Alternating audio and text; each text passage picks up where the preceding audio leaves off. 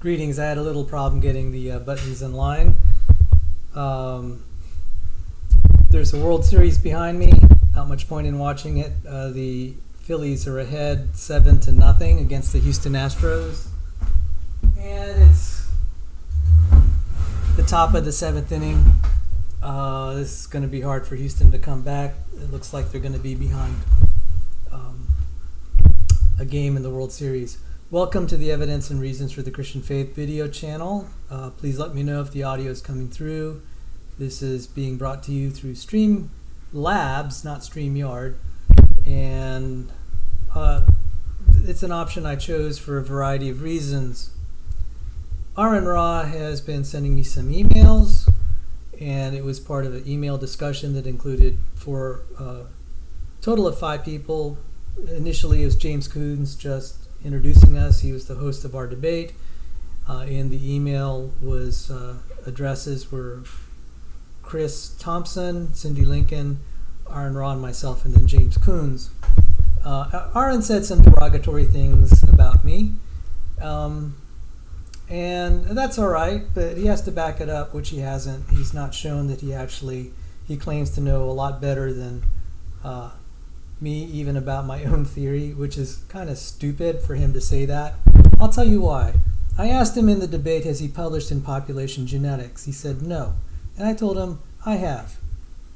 He doesn't know population genetics. I had a secular peer-reviewed reference chapter in Springer Nature, and that's probably more than I could say for him. So for him to be making these empty boasts, it's kind of ridiculous, but hey, maybe he's channeling Dave Farina, what I call thumbed up Farina, who thinks he knows better than James Tour, world famous chemist. And this is kind of the same thing I'm feeling with Aron Ra. Yesterday we had Cindy Lincoln, Otangelo Grasso, and graduate student Otangelo Grasso is the author of the Origin of Life book, recently published on Amazon, self-published, and Emery Moyna is a graduate student in biology. He's a young earth creationist, so is probably Otangelo, I think, is a young earth creationist, if I'm not mistaken. Cindy Lincoln is a young earth creationist. She was the ex-wife of the Kent Hovind, which is a real tragedy. I'm an independent molecular biophysics researcher. I work for world famous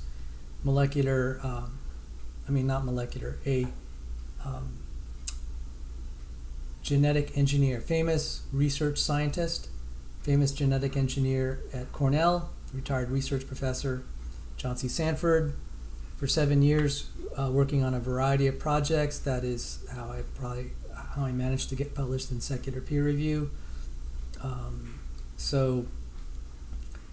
For Aron to be saying he knows my arguments better, he doesn't. He's kind of relatively clueless. And I told him he had better sharpen up on his biochemistry and understanding probability theory and physics, and he better sharpen up on population genetics if he wants to swing in the big leagues. He's not any of that. He's just kind of, he's a popularizer, but he's not certainly anything of even moderate caliber in thought. I could tell that by his boasts and some of the things he said.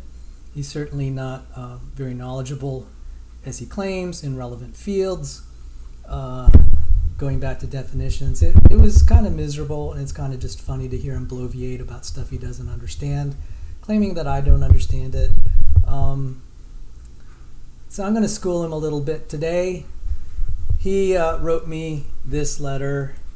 He said, let me see if I could bring it up here. There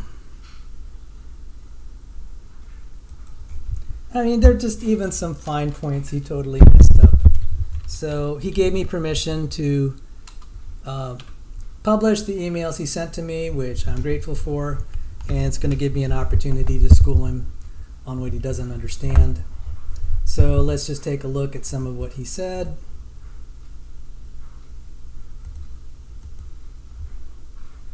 He said, there's no such thing as evolutionism, and it isn't Darwinism either. You don't even know what Darwinism is. Okay, I mean, Aaron, before you bloviate about what you don't know, I mean, you might just kind of do a little bit of Googling. Here in the, there's a book, Evolutionism and Cultural Anthropology, and there's evolutionism in the anthro-base. Evolutionism is a term something derogatory of evolution. So there is a thing. And for your information, Aaron, okay, so, you're going to bloviate about stuff. You might at least try to Google a little bit and just check whether your dumb assertions make any sense. There is also Darwinism as religion. I mean, he said there's no such thing as Darwinism. Right after I gave him this book, published in Oxford University Press, Darwinism as religion. I mean, how dumb can you be? Right after I provided a reference to him from Oxford University Press, he's going to say it doesn't exist, as if the term doesn't exist. Here it is, right here. And why don't I emphasize this a little bit? Greetings to Redeem Team. Let me just say a brief hello to you. Thank you for visiting. And I'm going to make you a moderator, brother. So add moderator.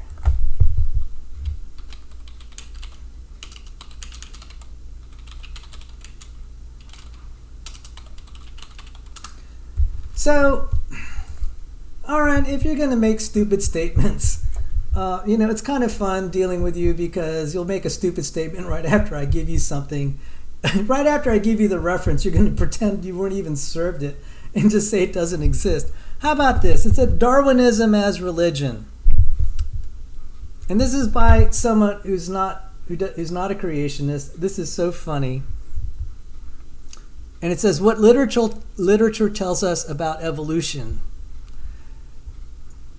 argues that the theory of evolution given by Charles Darwin in the 19th century has always functioned as much as a secular form of religion as anything purely scientific.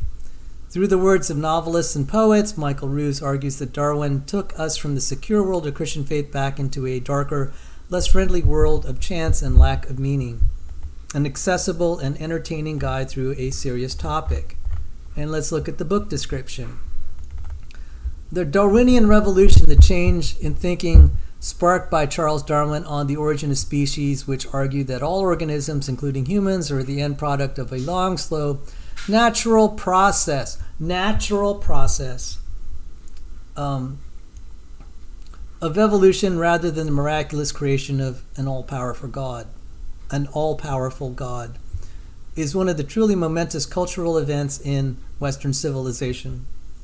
Darwinism as religion is an innovative and exciting approach to this revolution through creative writing, showing that the theory of evolution as expressed by Darwin has, from the first, functioned as a secular religion. It's a secular religion. This is hilarious that Aron Ra is pretending this. I keep saying, people have said this is a religion. I told him in the debate, you are using face statements, drawing on a deep understanding of both the science and history. Michael Ruse surveys the naturalistic thinking about the origins of organisms, including the origins of humankind, as portrayed in the novels and poetry, taking the story from its beginning in the Age of Enlightenment, in the 18th century right up to the present. He shows that, contrary to the opinion of many historians of the era, there was indeed a revolution in thought, and that the English naturalist Charles Darwin was at the heart of it. However, contrary to what many think, this revolution was not primarily scientific as such, but more religious or metaphysical, as people were taking from the secure world of the Christian faith into a darker, more hostile world of evolutionism. And so, Aaron, this is just too funny, bud. I provide you this book.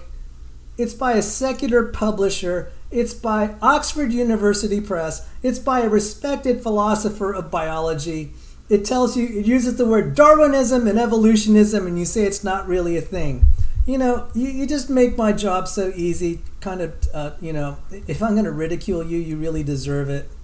And you're saying I wasn't worth your time. Well, I think you're worth mine because you're so fun to just repudiate publicly and just kind of debunk you and just show how you are. I think you're formidable, but you can be defeated. You just need someone like me to come along and put you in your place. He says right there, look, see, Aron says there's no such thing as evolutionism. And it isn't Darwinism either. And Aron, if you're going to say stuff like that, if you think you can get away with it, why don't you, right, at least read the references I provided you, then you won't embarrass yourself before you just speak. This is just humiliating to you, Aron. You don't know what you're and then you had the gall to boast that you know more than me about my own ideas. Dude, you just lost credibility right there. So, let's see. Enough of beating him up on that. So evolutionism is right there. I provided a reference. Oxford University Press. Darwinism is a thing. And if only to make it worse. Yeah, I hurt his little feelings. I'm sorry, Aron. But, maybe you need some humble pie. You think you look so big and bad being a Satanist. It's kind of funny. You're going to be kind of just put in your place by a creationist. So, you're representing yourself as some great intellect. But you're not going to swing in the big leagues. Sorry. You're not even in the little leagues here. Go back to debating Kent Hovind. That's about your level. Don't try to debate real scientific issues here, buddy. You can't even do, even when I feed you the document, you can't even bother yourself to try to read it because that's you. So you got kind of your feelings hurt. But you're going to argue there's no Darwinism? Okay. Oh, I'm sorry, Hurricane. Hurricane, let me just say hi to Hurricane Havoc here. Let me see. Greetings. I don't have my usual, this isn't StreamYard where I can put comments up in the screen, but thank you for visiting. People say there's no such thing as a Darwinist or Darwinism. This is just too funny. How do I know that Darwinism is a real term? Because I studied population genetics, Aron. You're arguing you understand my arguments better than me. This is hilarious. I studied population genetics. I've published in it. I had co-authors, one that teaches. He's a professor of population genetics. He's an award-winning mathematician. My other co-author is emeritus professor of mathematics, and the other is world-famous genetic engineer, Cornell Research, retired professor. Bud, you're totally out of your depth. You're just bloviating, and I'm going to tell your fans, this is great to just that you let me. Thank you for letting me share the letter, because now I can humiliate you properly. It wasn't going to be. This was like I could respond in the email, but this is just so delicious. It's going to be just so much more fun, just kind of humiliating you publicly like this, because it would have just been between us. But this is much better. So you're saying there isn't Darwinism either, or whatever? How do I know that there is? When I was writing a paper on population genetics, I found this paper. Look at this. Read it and weep. The Formal Darwinism Project in Biology and Philosophy, the Journal of Biology and Philosophy. The Formal Darwinism Project aims to provide a mathematical framework within which important fundamental ideas and large parts of biology can be articulated, including Darwin's central argument in The Origin, that mechanical processes of inheritance and reproduction can give rise to the appearance of design. So now, why did I know of this? We we're writing a paper that was going to be critical of this. We're going to be writing a paper that's critical of these ideas. I think we successfully refuted it, not by anything we said. All we had to do is quote other evolutionists. So, Aaron, before you start bloviating, just do a little homework. And I was practically giving you away. I mean, I sent Aron Ra a link to a chapter that I wrote with those 3 other eminent professors. Apparently, it's beneath him to read it because I think if you just kind of follow the reference trail, you would have encountered this. And it's not that hard.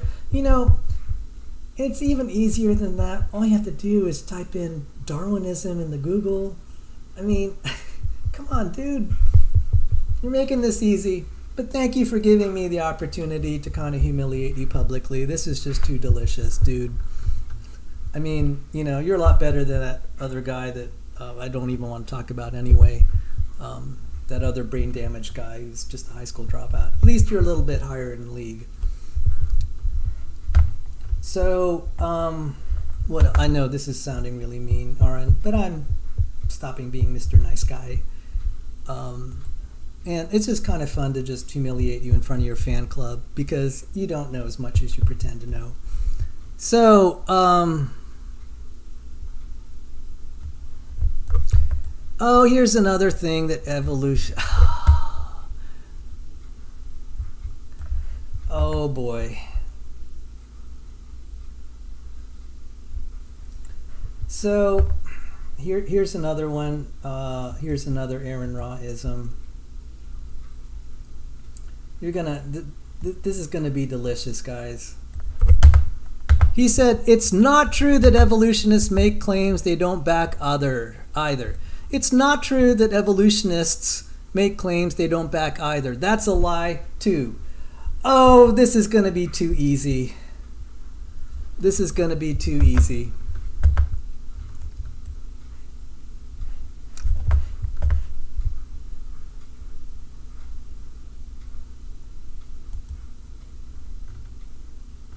It's going to be too easy.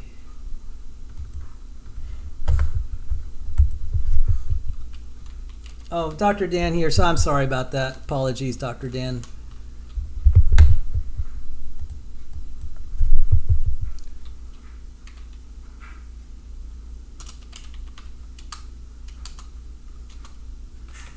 Let's see. No. Never. No.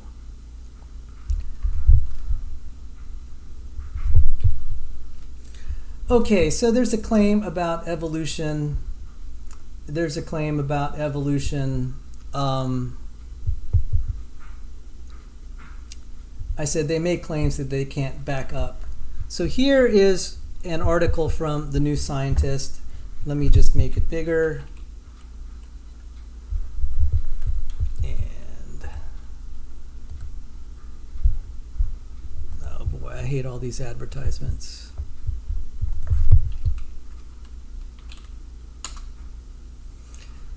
Lieger agrees that our understanding of eukaryogenesis, that's the evolution of eukaryotes, is likely to advance with baby steps.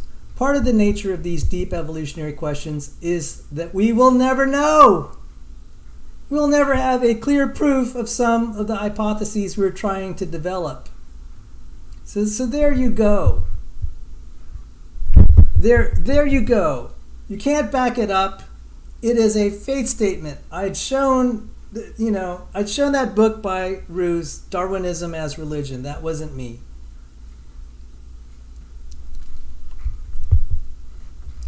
So, but it doesn't stop there. There are so many questions that's just accepted by faith. All right, and I'm going to say, we can make assumptions about, say, the law of physics extending to deep time, and that's a small faith statement. It's reasonable because we have active things in the present day that show us that it's reliable, like electromagnetic theory, both classical and the more complete theory of quantum electrodynamics. So it's okay to, it's perfectly fine to extrapolate it because it's so brutally evident in the present day. A lot of our devices work. We wouldn't have modern science without the theory of electromagnetism, and I've covered Maxwell's equations in my channel. So, and we're going to continue because it's connected to special relativity in particular. So, but this thing of claiming that we don't know how this is going to happen, the problem is I'm putting forward, there is a lot of concern that our experimental observations or understanding of modern biology, it's causing complications that make us question whether Darwin was right. And I'm going to share something tonight that starts to explore this.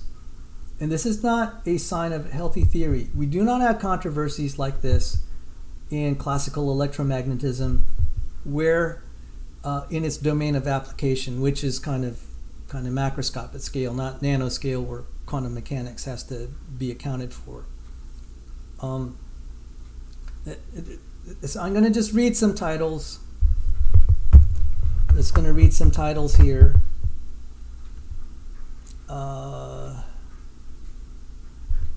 So let's look at some titles.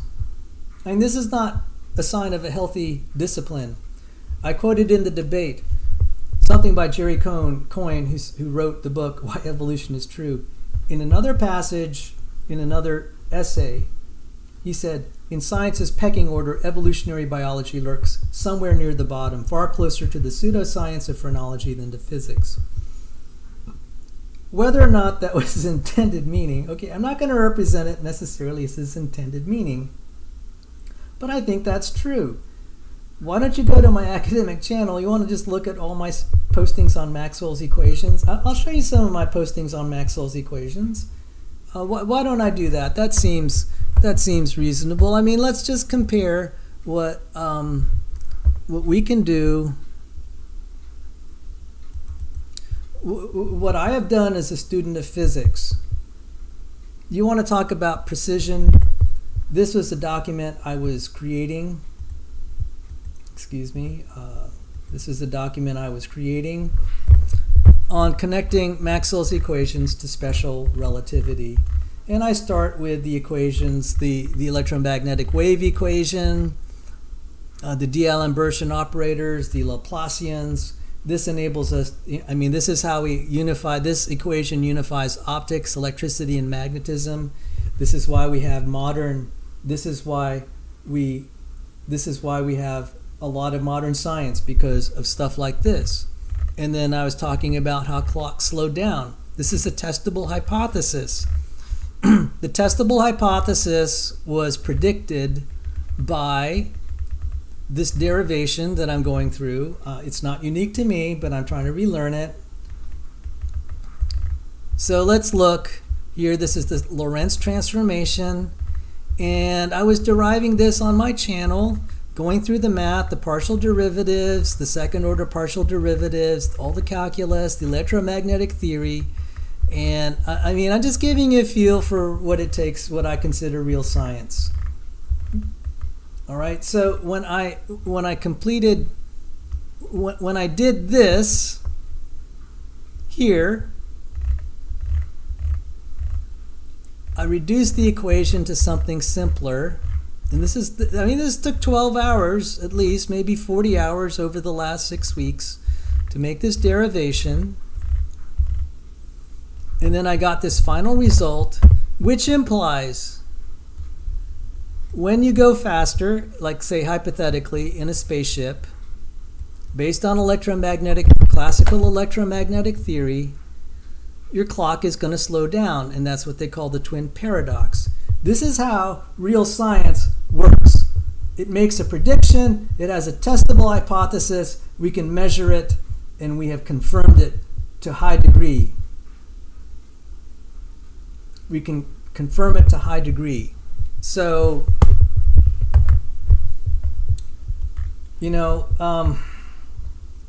so Ra was saying I was not a smart guy. Oh well, okay, let's say hypothetically I'm not a smart guy. I think I'm smarter than him.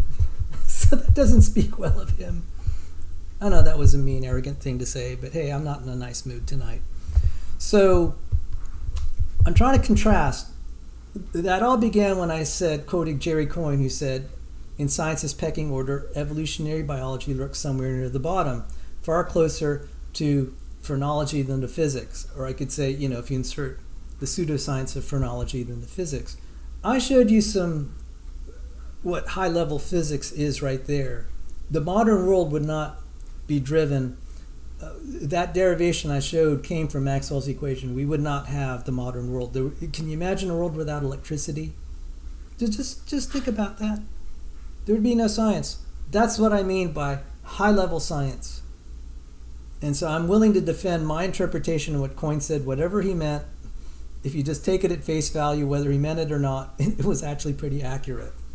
So, if you think my assessment is harsh, let me just read what other evolutionary biologists have said.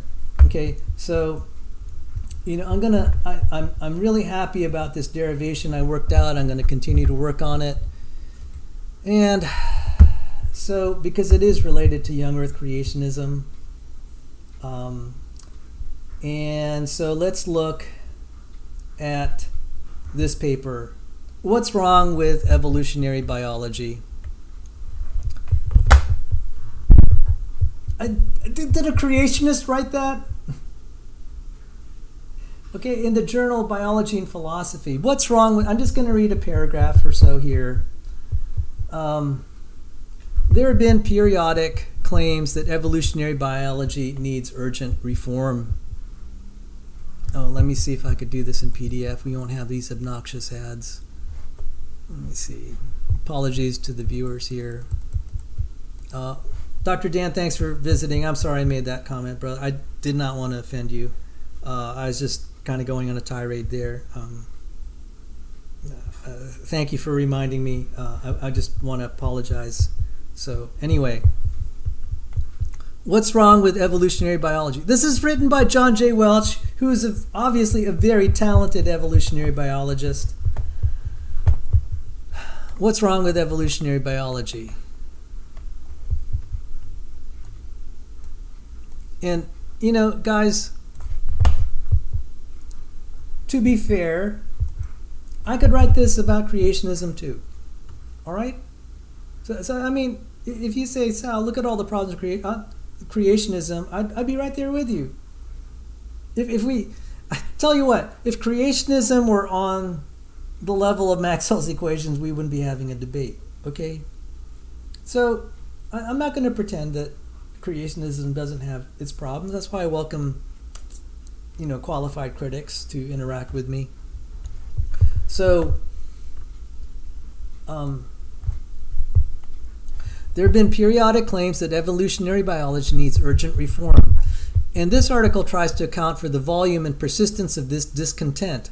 It is argued that a few inescapable properties of the field make it prone to criticism of predictable kinds, whether or not the criticisms have any merit. For example, the variety of living things and the complexity of evolution make it easy to generate data that seem revolutionary, exceptions to well-established generalizations and neglected factors in evolution, and lead to disappointment with existing explanatory frameworks with their high levels of abstraction and limited predictive power.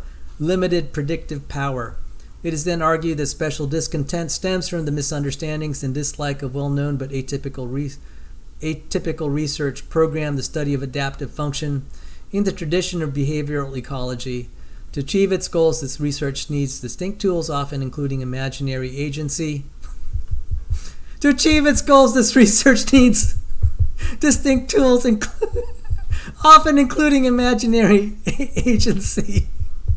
I gotta love it. To achieve its goals, this research needs distinct tools, often including imaginary agency and a partial description of the evolutionary process. This invites mistaken charges of narrowness and oversimplification, which come not least from researchers in other subfields, and these chime with anxieties about human agency and overall purpose. The article ends by discussing several ways in which calls to reform evolutionary biology actively hinder progress in the field. And this actually, it was a promising paper, but it kind of fell flat on its face because it didn't address some of the things that the third way of evolution is putting forward.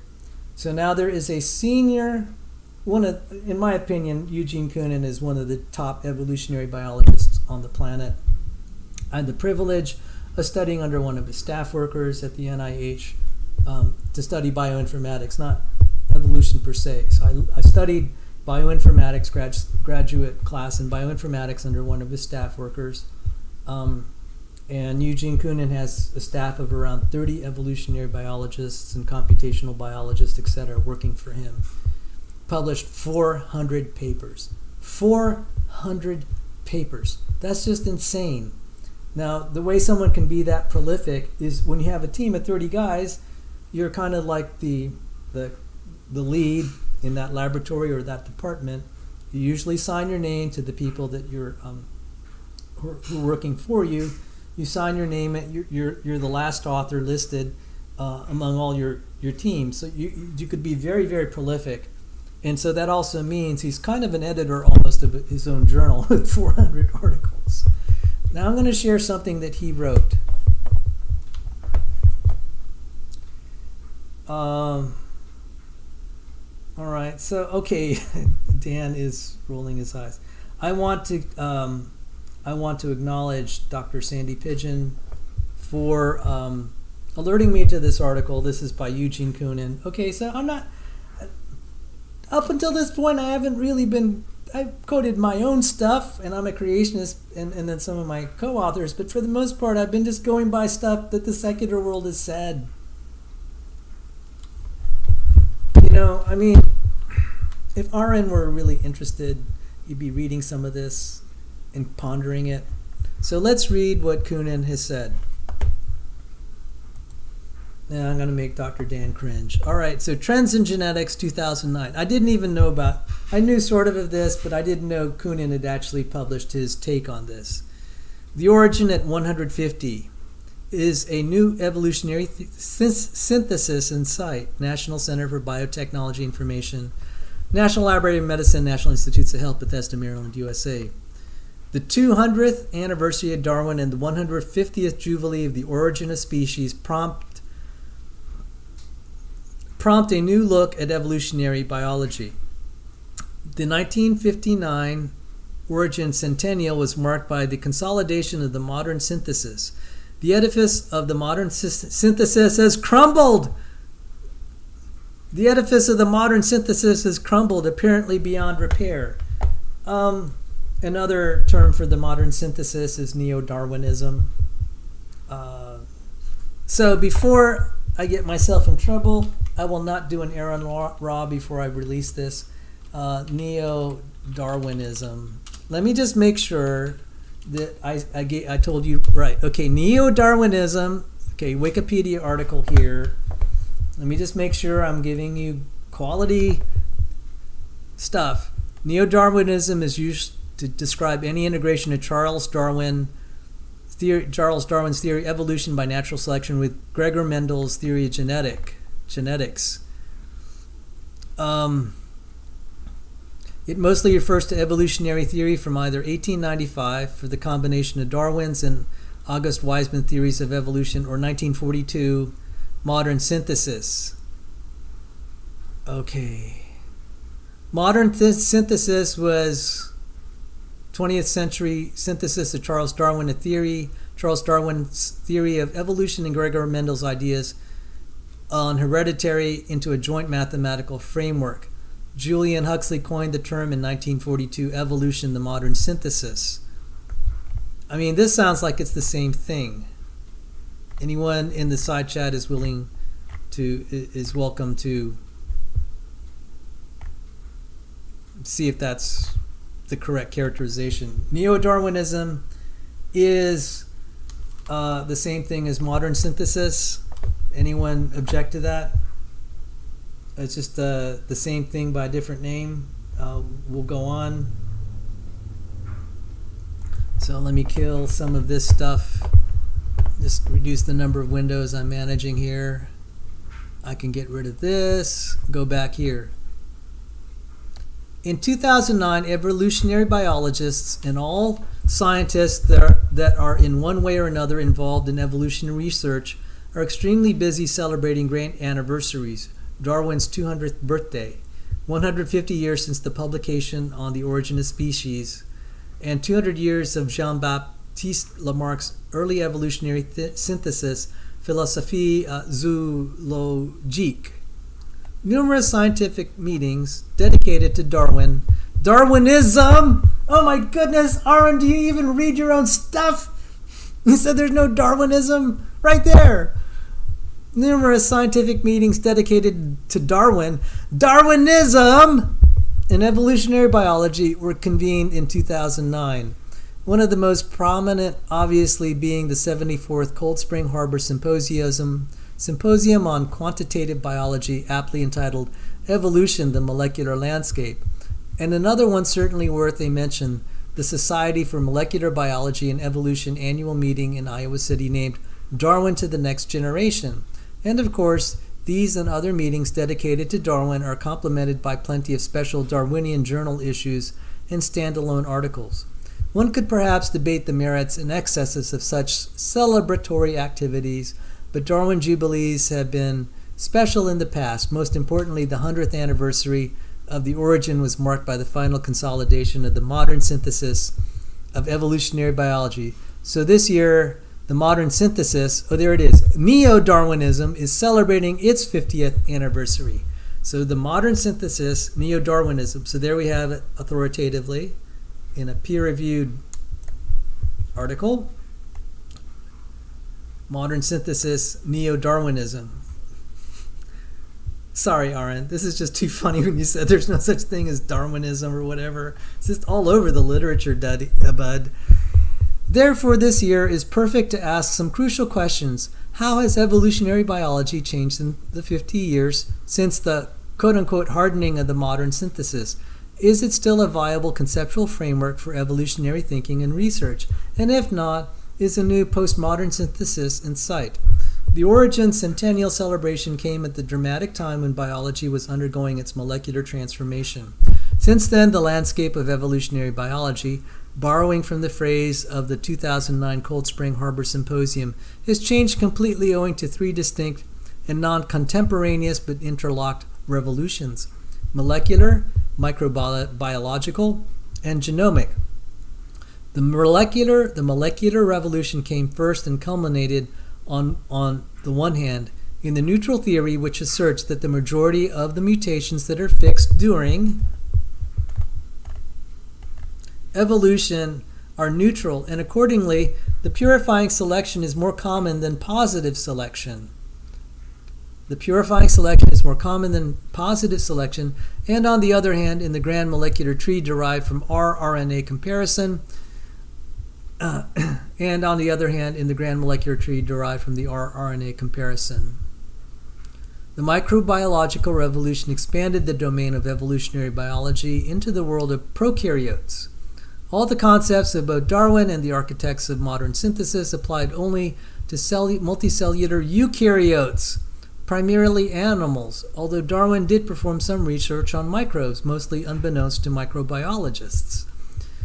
In a way, the addition of prokaryotes to the mold of evolutionary biology came as a triumph because the rRNA tree encompassed the entire scope of cellular life forms, having revealed the three-domain assortment of organisms: bacteria, archaea, eukaryota,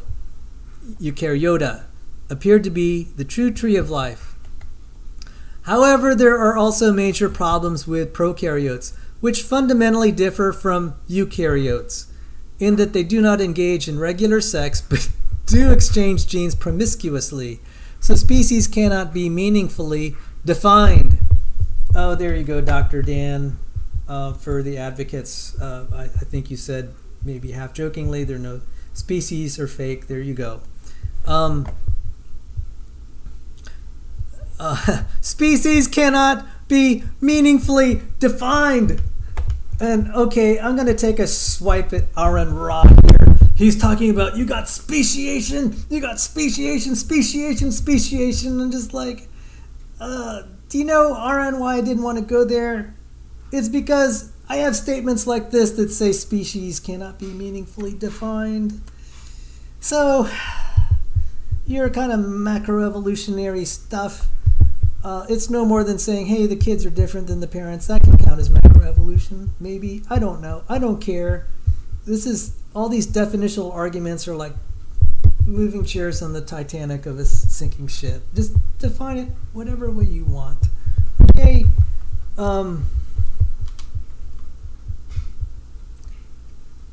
Dr. Dan says species are fake, 0% joke. Okay, I for those who don't know, normally when I'm on StreamYard, I could take a comment and post it right under here, right underneath me. I'm on Streamlabs tonight. It has some flexibility. It has a lot of features I like, some features I don't. And one of the things that I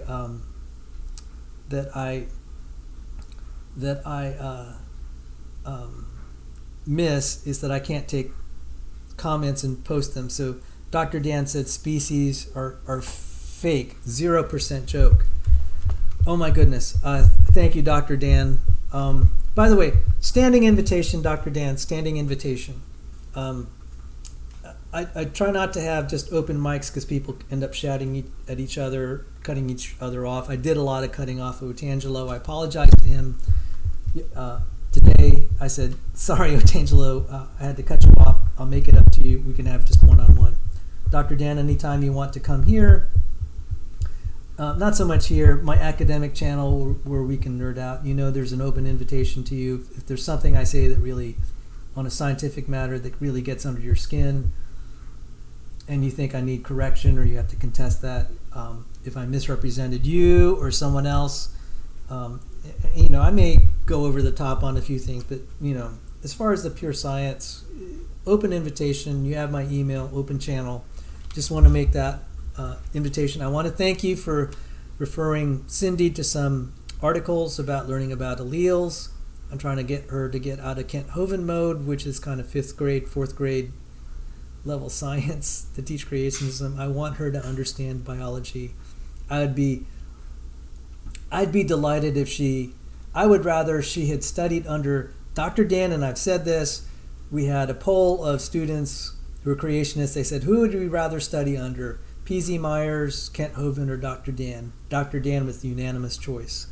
So let's go on here. And I'm just going to try to read this. The reason I'm reading this in totality, I don't want to be accused of quote mining. I may comment on it, my interpretation, but at least you get to see what it says. So here we go. Okay. Rebecca Davis is here. Hi. There are also major problems with prokaryotes, which fundamentally differ from eukaryotes, in that they do not engage in regular sex but do exchange genes promiscuously. So species cannot be meaningfully defined. Dr. Dan said species are fake. And the concept of species was at the center of both the first Darwinian and the second modern synthesis of evolutionary biology. The third and most recent and arguably the most momentous genomic revolution brought the results of the first two revolutions into a new context and made evolutionary biology a matter of facts as it became possible to investigate evolutionary relationships between hundreds of complete genomes from all walks of life. The biological universe seen through the lens of genomics is a far cry from the orderly, rather simple picture envisioned by Darwin and the creators of the modern synthesis. The biosphere is dominated in terms of both physical abundance and genetic diversity by primitive life forms, prokaryotes and viruses. These ubiquitous organisms evolve in ways unimaginable and unforeseen in classical evolutionary biology. Above all, it is an extremely dynamic world where horizontal gene transfer is not a rarity, but the regular way of existence. And mobile genetic elements are the vehicles of HGT. Viruses, plasmids, transposons, and more are ubiquitous. We now think of the entire world of prokaryotes as a single huge network of interconnected gene pools, and the notion of the prokaryotic pangenome is definitely here to stay. Although HGT is partially curtailed in eukaryotes, especially the multicellular plants and animals, multiple endosymbioses accompanied by massive gene transfer were key to the evolution, indeed to the very origin of eukaryotes. Moreover, most eukaryotic genomes teem with mobile elements which make them no less dynamic than the prokaryotic pangenome. The discovery of the all-encompassing genomic mobility puts to rest the traditional concept of the tree of life that has been replaced. Oh boy. The discovery of the all-encompassing genomic mobility puts to rest the traditional concept of the tree of life that has to be replaced by a network of vertical and horizontal gene fluxes. It is important to note that evolution of individual genes can still be represented with trees, and search for trends in the forest of life comprised of these gene trees could still reveal order in the historic flow of genetic information.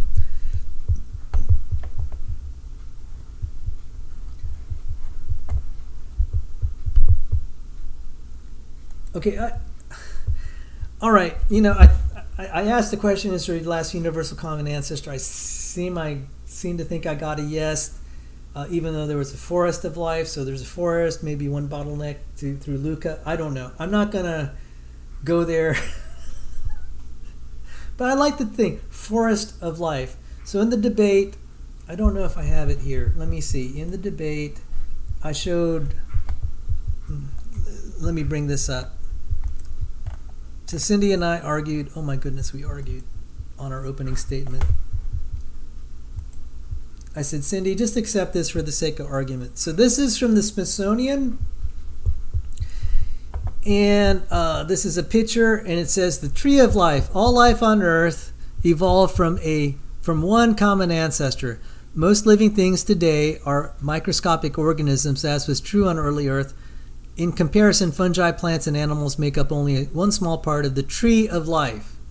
All life on Earth evolved from one common ancestor. So there is the picture of the tree of life. So I acknowledged it in the debate.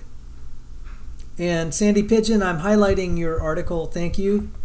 Thank you very much. Dr. Sandy Pigeon is here. So, there could be a subtlety where you could have maybe a forest of life and a tree of life at the same time. I'll let someone like Dr. Dan and Dr. Joel explain how we can have both. I kind of gave my take on how that might be possible, that you could have a forest at the bottom and then Luca, and then you would still have a tree of life.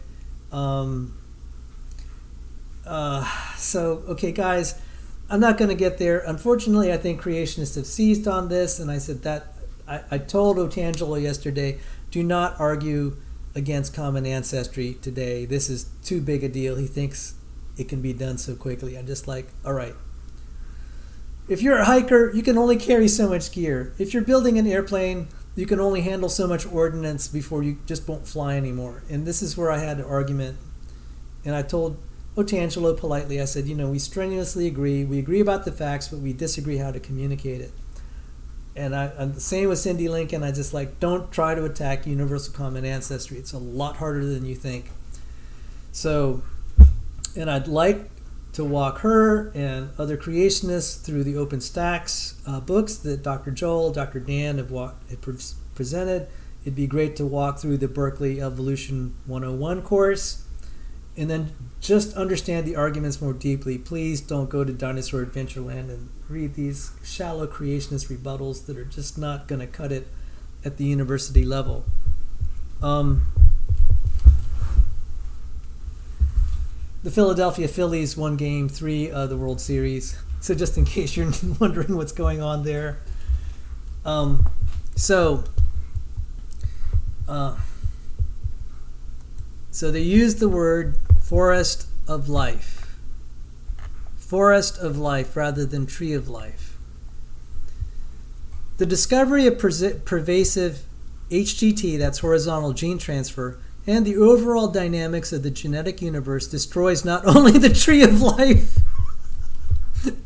The discovery of pervasive horizontal gene transfer and the overall dynamics of the genetic universe destroys not only the tree of life as we know it, but also another central tenet of modern synthesis, inherited from Darwin, gradualism. Oh my goodness. Okay, so this would be interesting. Oh my goodness. Apologies to Dr. Joel Duff here. He sent me links. I need to look for them. People know I've been really just overwhelmed. Sandy Pigeon really knows a lot of my personal things that are going on, and I have to be silent on those because you could probably guess why. But let me see something. Okay, so we're talking about evolution, definition of evolution 101. So let's just go back to the definition of evolution. Okay, let's look at Aron Ra's, in the Berkeley definition of evolution, okay? Biological evolution, simply put, is descent with inherited modification. This definition encompasses everything from small-scale evolution, for example, changes in the frequency of different gene versions in a population from one generation to the next, to large-scale evolution, for example, the descent of different species from a shared ancestor over many generations. Evolution helps us to understand the living world among us as well as its history.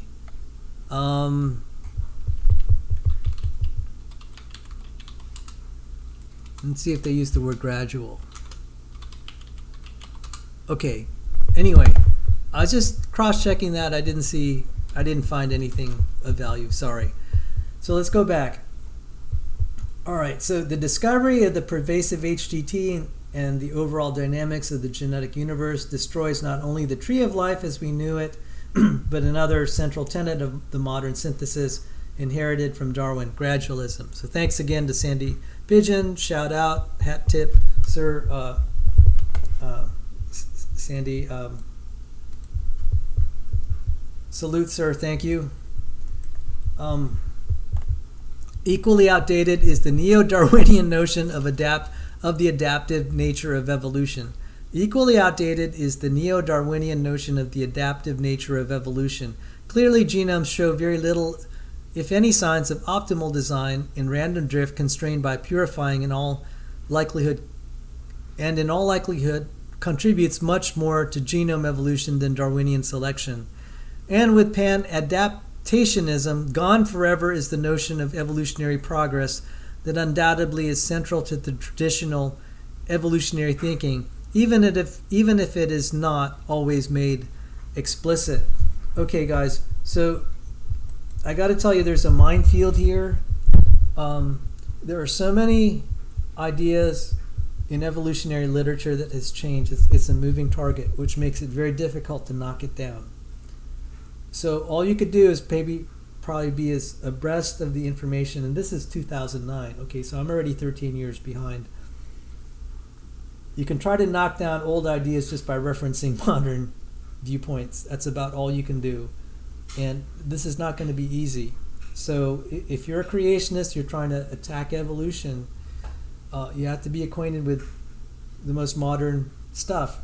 I remember when I was getting into the ID movement, creation movement, you were just blasting away at neo-Darwinism, and now it's like beating a dead horse.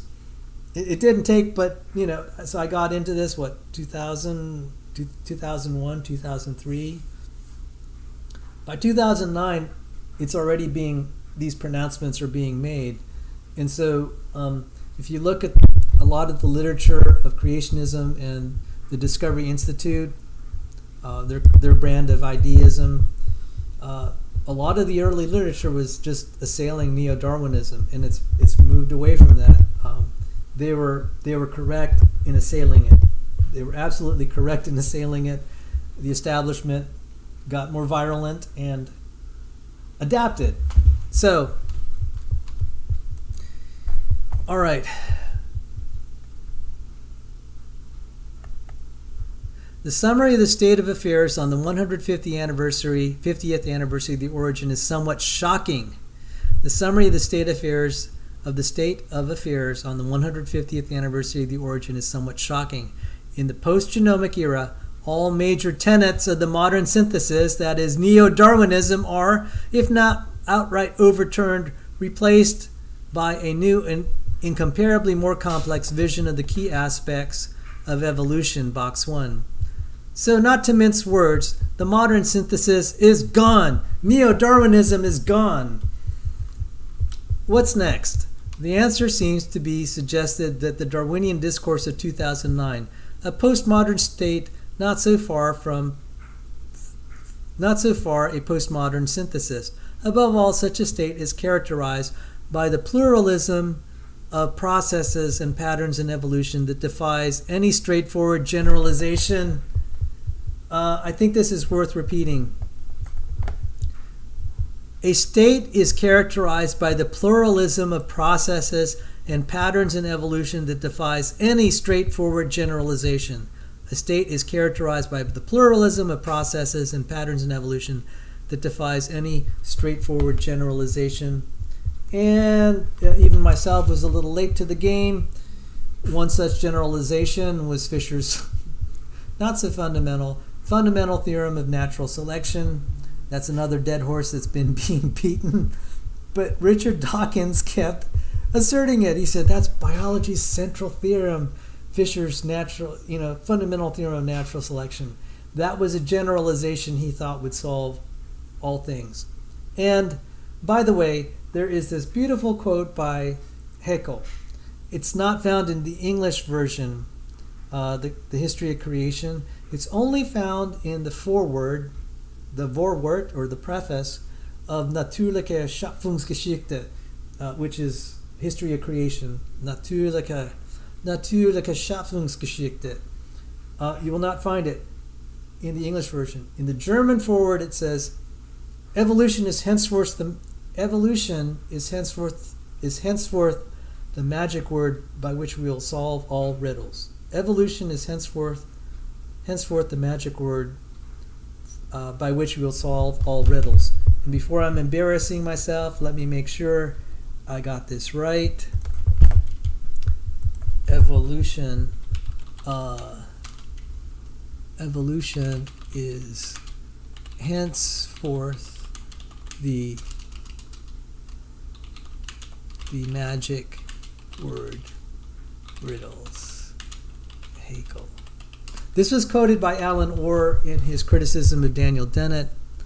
And I did a YouTube show on where we dug up, this is brutal. We were digging up the translations.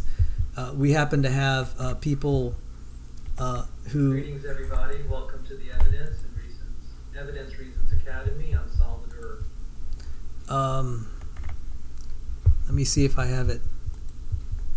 I did a show on this where I went through, I'll put a link to it here, where we went through that quote. And the reason it's important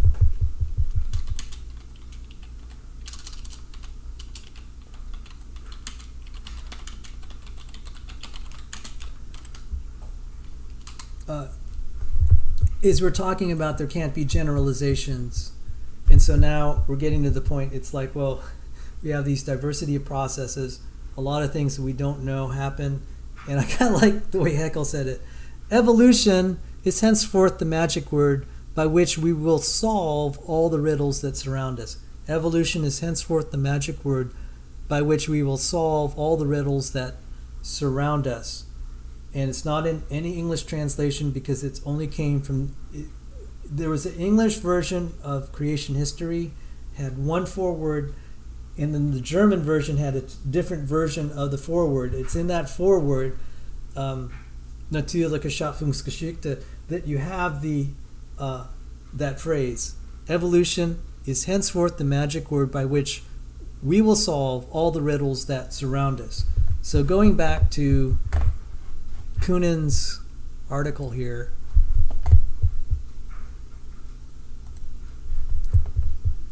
a state characterized by the pluralism of processes and patterns in evolution that defies any straightforward generalizations. We can no longer just try to make evolution easy. Are there any glimpses of a new synthesis on the horizon? At the distinct risk of overestimating the promise of the current advances, I will mention two candidates. The first one is the population genetic theory of evolution of genomic architecture, according to which evolving complexity is a side product of non-adaptive evolutionary processes occurring in small populations where the constraints of purifying selection are weak. Oh my goodness. Oh my goodness. This is really bad, and we see it in Lenski's own experiment. Under extreme selection pressure, the genome decays despite sustained fitness gains. That was, the title was The Mutator Genes, Genome Decays Despite Sustained Fitness Gains. The long-term evolution experiment demonstrated high selection pressure is a force of reductive evolution, not constructive. And I've been saying that. The paper that I co-authored, Basner, Cordova, Sanford, Hosger, went in, started to allude to that selection is reductive. It's reductive, high-powered selection. You need weak select. You need an environment where selection actually doesn't work. So this is kind of the funny thing. You need the absence of Darwinian selection to make complexity emergence possible. It can't be sustained. You might have to have, I'm not going to try to uncoil it all here. This is just a gem to see that. I'm just trying to say, guys, the Dawkins simplistic view that has been purported, the blind watchmaker view, is being ripped apart by population genetic observations and experiment. You can't simplify it. Darwin's view is getting kind of blown apart here in many ways. So, oh well, let's just keep going. The first one is population genetic theory of evolution of genomic architecture, according to which evolving complexity is a side byproduct of non-adaptive evolutionary processes occurring in populations where the constraints of purifying selection are weak. The second area with the potential for major unification could be the study of universal patterns of evolution, such as the distribution of evolutionary rates of orthologous genes, which is nearly the same in organisms from bacteria to mammals. I'm unfortunately not familiar with that. Or the equally universal anti-correlation between the rate of evolution and the expression level of a gene. Or the equally universal anti-correlation between the rate of evolution and the expression level of a gene. That's interesting. The existence of these universals suggests that simple theory of the kind used in statistical physics might explain some crucial aspects of evolution.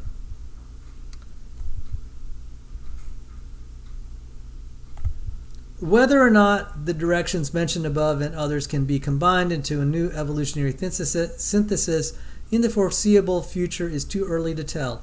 I will venture one confident prediction, though. Those celebrating the 200th anniversary of the origin will see a vastly different landscape of evolutionary biology. So what would that be? 2059?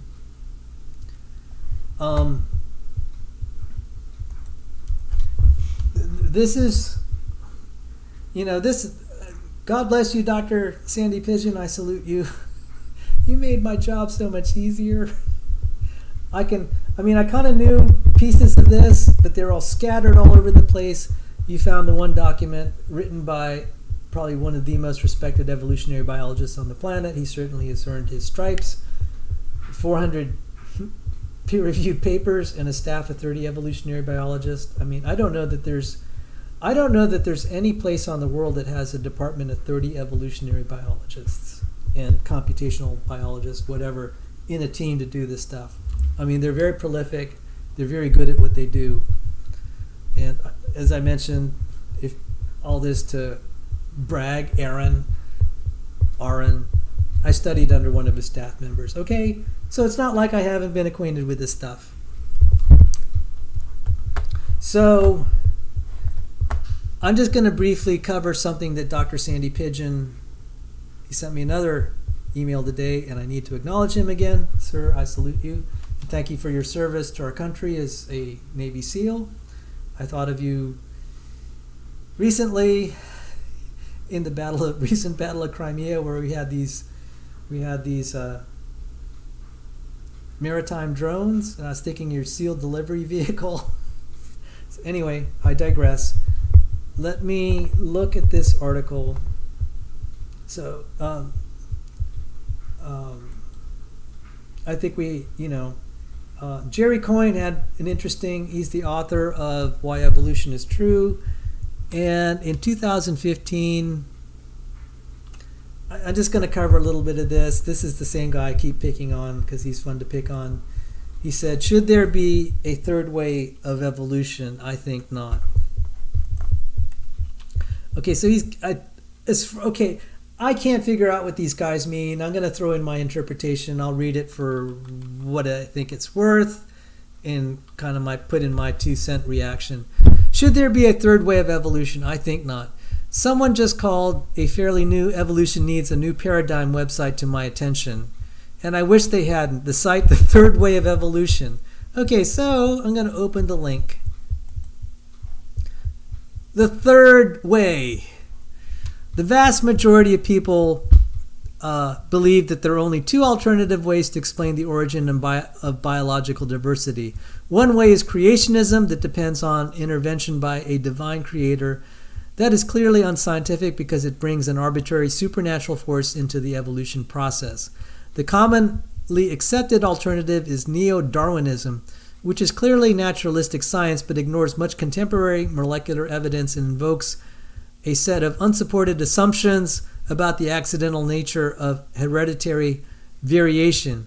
Neo-Darwinism ignores important rapid evolutionary processes such as symbiogenesis, horizontal gene transfer, action of mobile DNA, and epigenetic modification. Moreover, some neo-Darwinists have elevated natural selection into a unique creative force that solves all the difficult evolutionary problems without a real empirical basis. Many scientists today see the need for a deeper and more complete exploration of all aspects of the evolutionary process.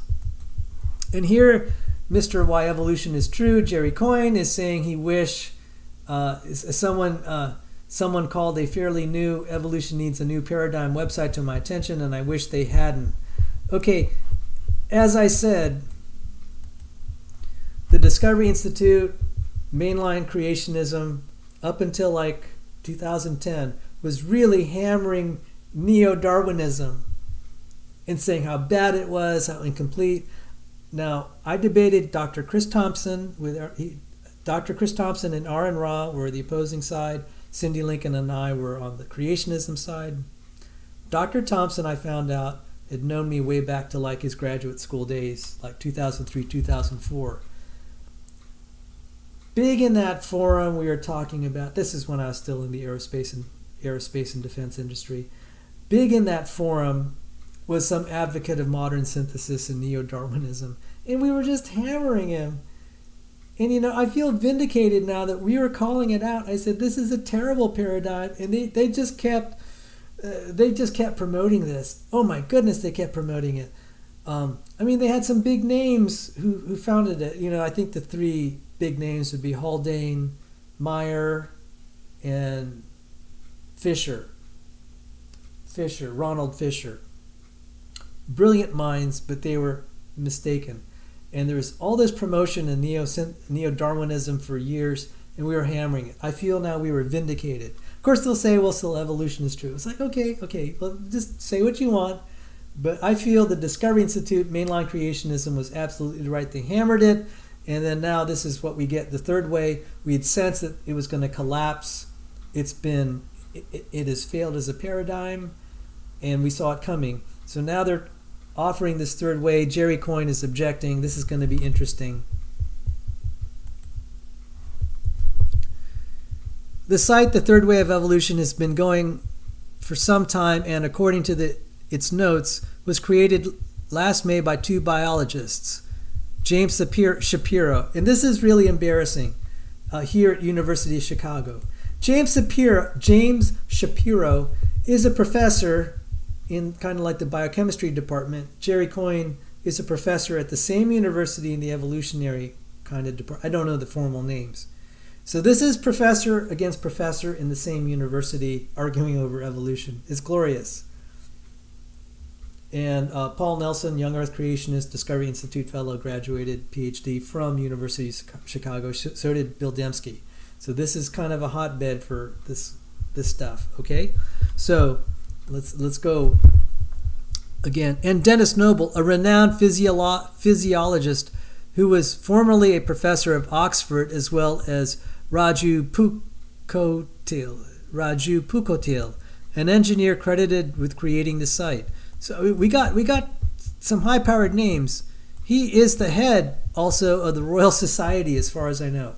Anyone correct me if I'm wrong. Dennis Noble, a renowned physiologist who's formerly a professor of Oxford, and I'll add the head of the Royal Society in the UK. Pukhotil, showing the distressingly common trait of many engineers to question evolution while at the same time showing profound ignorance of the data supporting it, has allowed this to appear in his profile. While Pukhotil was unconvinced about the idea that a supreme intelligence could have created all life on Earth, life unquestionably carries the hallmarks of design. As a weeding out instrument, natural selection has a certain role to play in evolution, but it cannot be the fundamental mechanism and the creative force driving evolution. Even after 150 years, there are only a handful of examples of selection in action, and they are not very convincing ones either. And okay, I gotta take a swipe here. You know, Dawkins' Blind Watchmaker was really popular, and he claimed to, again, it was kind of the magic word selection, and he had this weasel program. And, there was a fight between rival labs, the Evolution Informatics Lab, which I was peripherally associated with, run by Robert Marks, Bill Dembski. They had Winston Ewart, Eric Holloway, George Montañez. And then I was kind of on the periphery. I was invited to be a graduate student there. On the other side was Lenski's lab, the Long-Term Evolution Experiment Lab, and he was also in the Avita Lab. So we had these two rival factions fighting each other, and they're advertising selection, and this has been an interesting war because their side had the very much the Dawkins viewpoint of natural selection building complexity and giving the appearance of design. We got people that aren't creationists that are seeing the problems. I'm just thrilled about that. At least finally people are having some rationality that you could actually work out from the math and understanding the problems. And then you combine that. So I was both on the computer science side, where we're doing all the computer modeling of how natural selection could work in the computer world, which isn't anywhere near like the way it's done in population genetics. I've been one of the few that have seen both, and it's been kind of horrified how they don't talk to each other. They speak totally different languages, and worse, both are decoupled from biology in meaningful sense. Anyway, that's a foretelling of some of the peer-reviewed work I hope to publish in. Evolution, he believes, is more of a Lamarckian process. In his book, Pukhotil proposes a mechanism that could potentially explain how the whole thing might be working. Organisms do not need to depend on accidental mutations in selection. They have built-in compatibilities that allow them to interact with the environment and devise clever solutions. Oh my goodness. He's channeling the president of the Institute of Creation Research, Randy Calusa. Continuous environmental tracking. Okay, guys, I'm having too much fun.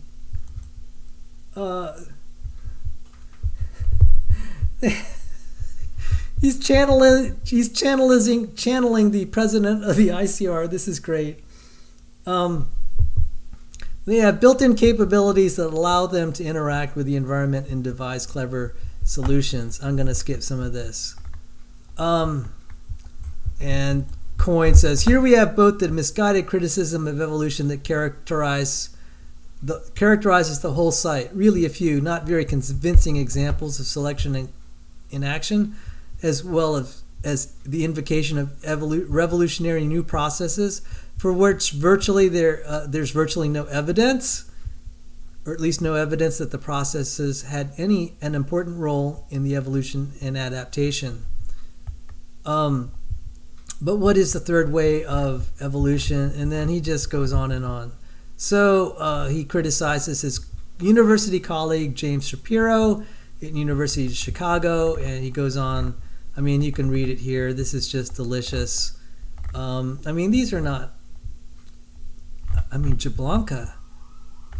Is Jablonka there? Stuart Newman is a respected name. Eva Jablonka is a respected name. Guys, weigh in. Hive Science, Covert Cuttlefish, Dr. Dan, Dr. Joel. Are these good names? Eva Jablonka, Stuart Newman. So Eva Jablonka, the Kahn Institute of History and Philosophy of Science, Tel Aviv University.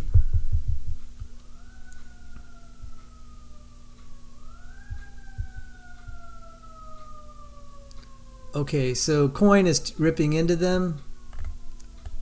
And Stuart Newman, Department of Cell Biology and Anatomy, New York Medical College, Valhalla, New York.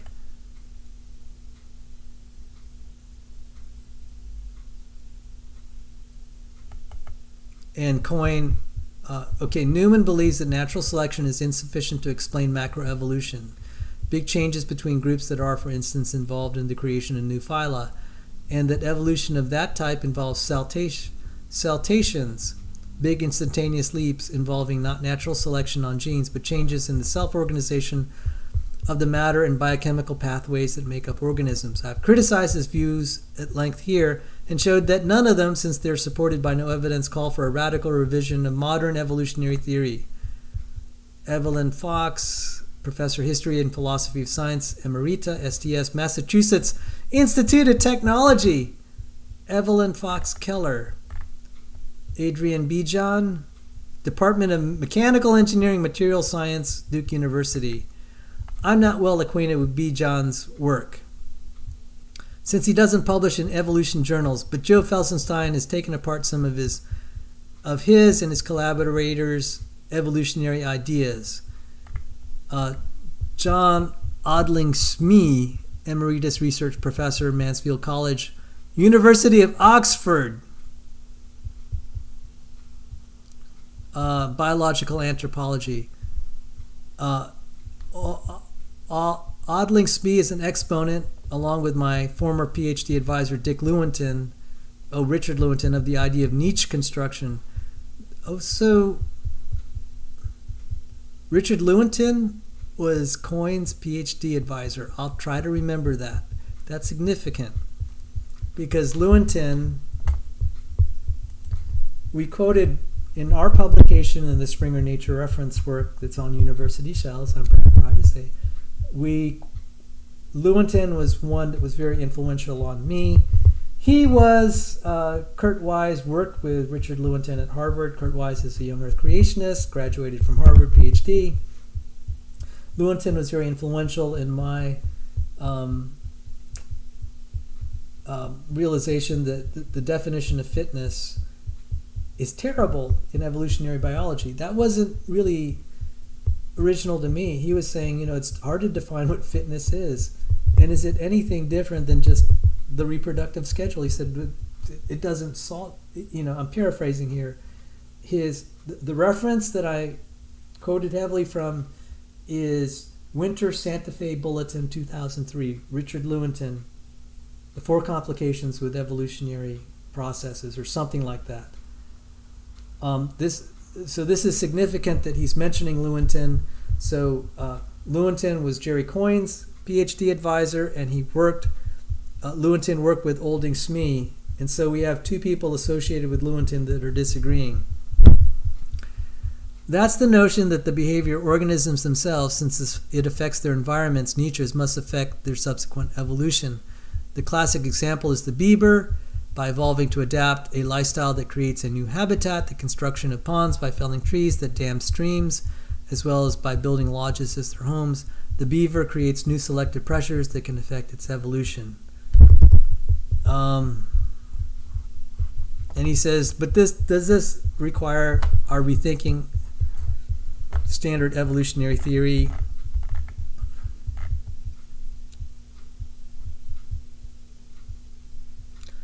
The colleague added, the third way of evolution boils down to what one colleague said to me. All these views are wildly and incommensurably different, and some are in the category of not even wrong. The colleague added, what many of the adherents of the third way do agree on is one thing. No one is paying attention to me. Too right. So, okay, I'm going to point out something. When you have a theory, everyone can't agree on what works. It's not in a good state. I mean, why claim it's true now? Everyone is disagreeing with everyone else. I want to contrast this. I'm going back, and if I may brag on my draft document here, there's not a lot of disagreement. I'm not going to get a lot of pushback on this derivation that has been known for like over 100 years. And I was recapitulating it here on my website. Does anyone say that this is terribly wrong? No. It would be 99% accurate for most everyday applications in electromagnetic theory and its relation to the special theory of relativity. I'm just trying to contrast what a real scientific claim is contrasted to the state of affairs we have with evolutionary theory. And I'm saying it doesn't look good to me. The creationists should be delighted that we have these titles that say, what's wrong with evolutionary theory? We have all these people arguing over the mechanism.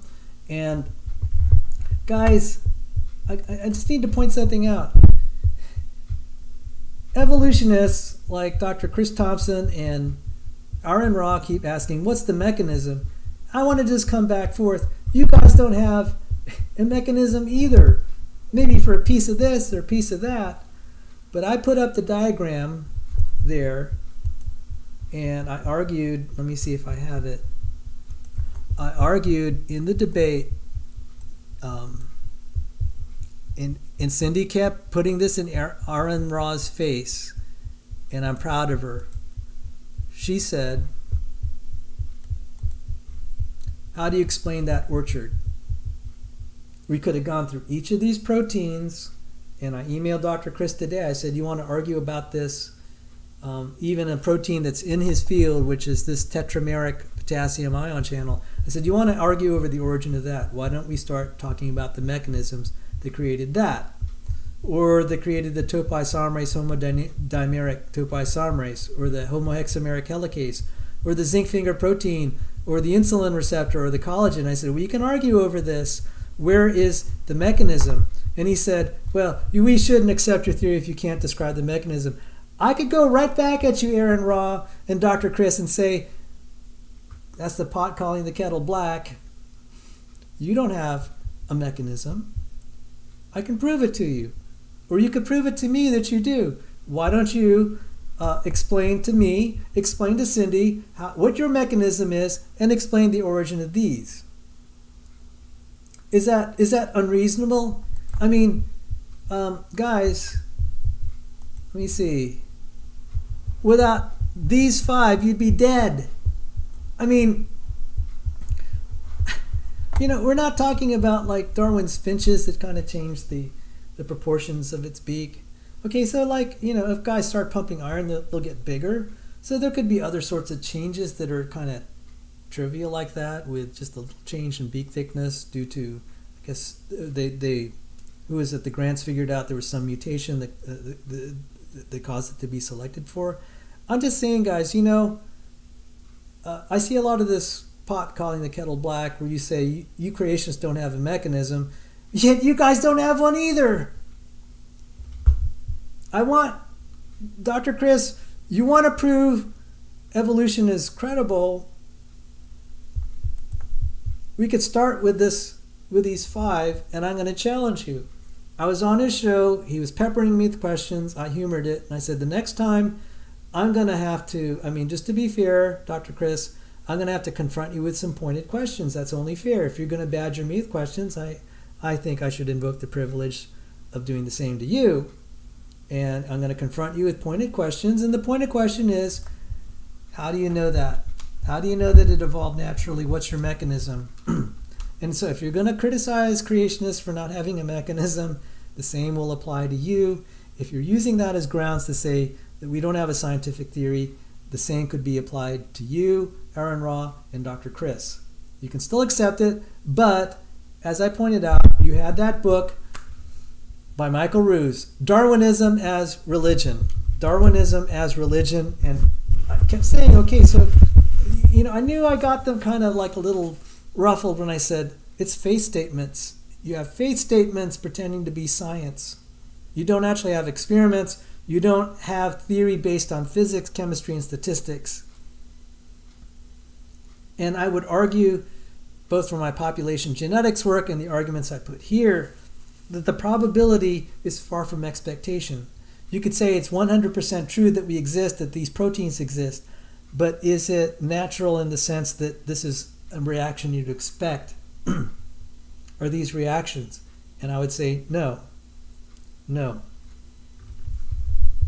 It's far from expectation. And at some point, how far from expectation does something have to be before you say it's a miracle? You see, the problem with the third way of evolution, and granted, I'm glad to hear they're channeling Randy Galuza at the ICR. Where was I? If you're, if you're gonna just keep hand waving all these mechanisms, it's a faith statement. It's not. I think Coyne was right. He said you don't have a lot of evidence for this or that. You might have little, kind of adaptations in the sense that you have. I'd rather not call it adaptations. I call it reproductive. Differential reproductive abundance. You definitely have differential reproductive abundance. But how do you make these integrated systems, these proteins, especially multimeric proteins? They didn't seem at all interested in that, and that's okay. I can't blame someone for not being interested in, what anyone in particular has to say. But I'm just pointing that out. Aron took offense when I said you're using faith statements pretending to be empirical science, and he was saying no, it's good science, it's proven. I said no, everything I've just read tonight, Aron, is showing you're wrong. This is not the state of a mature theory like electromagnetism. I'm sorry, it is so brutally evident. You can believe it, but stop pretending it has the maturity of a real theory on par with electromagnetism. In fact, not even as something sophisticated as electromagnetism. How about geometric optics or celestial mechanics? Some of the more basic stuff. Come on, even Newton's second law. It's not as mature.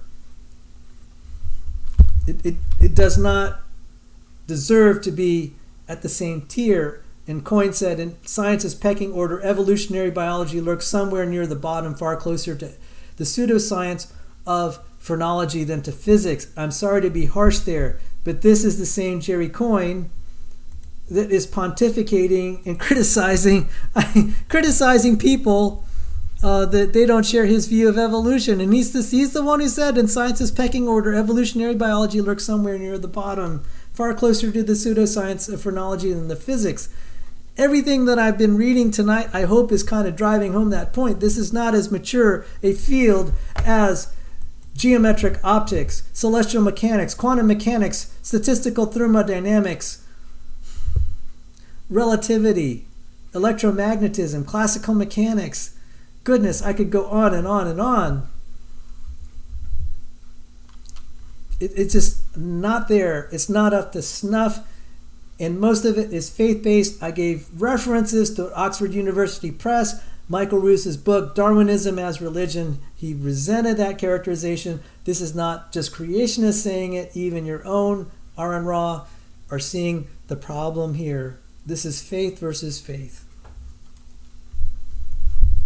Okay, so let's... I'm going to wrap it up here, and I'm just going to give a shout out again to Dr. Sandy Pigeon. I kept arguing about eukaryotic evolution, and this is the scientist. Okay, so the scientist is a popular pop science magazine, but they interview scientists and talk about their publications in accessible descriptions. So October 22, 2022, issue 2, The Long and Winding Road to Eukaryotic Cells. Despite recent advances in the study eukaryogenesis, much remains unresolved about the origin and evolution of the most complex domain of life. And oh my goodness, I covered this. We covered it in the debate. They didn't want to touch it with a 10-foot pole. I put out the double-stranded break repair system, a chromatin. Aron wanted to talk about the definition of macroevolution. I was like, dude, if you had any smidgen of curiosity, maybe you'd want to hear why this is difficult, why it doesn't square with evolutionary theory or any mechanism that has been proposed. This is echoing exactly what I said. And I told Dr. Chris, he keeps saying, well, that's argument from incredulity. Argument from incredulity is in science. I have to beg to differ, and I did last night. I said, it's argument by contradiction, sir. When something doesn't square with statistics, it's not an argument from incredulity. It's an argument by contradiction. When we had the geocentric viewpoint, that the universe revolved around the Earth, we had these anomalies.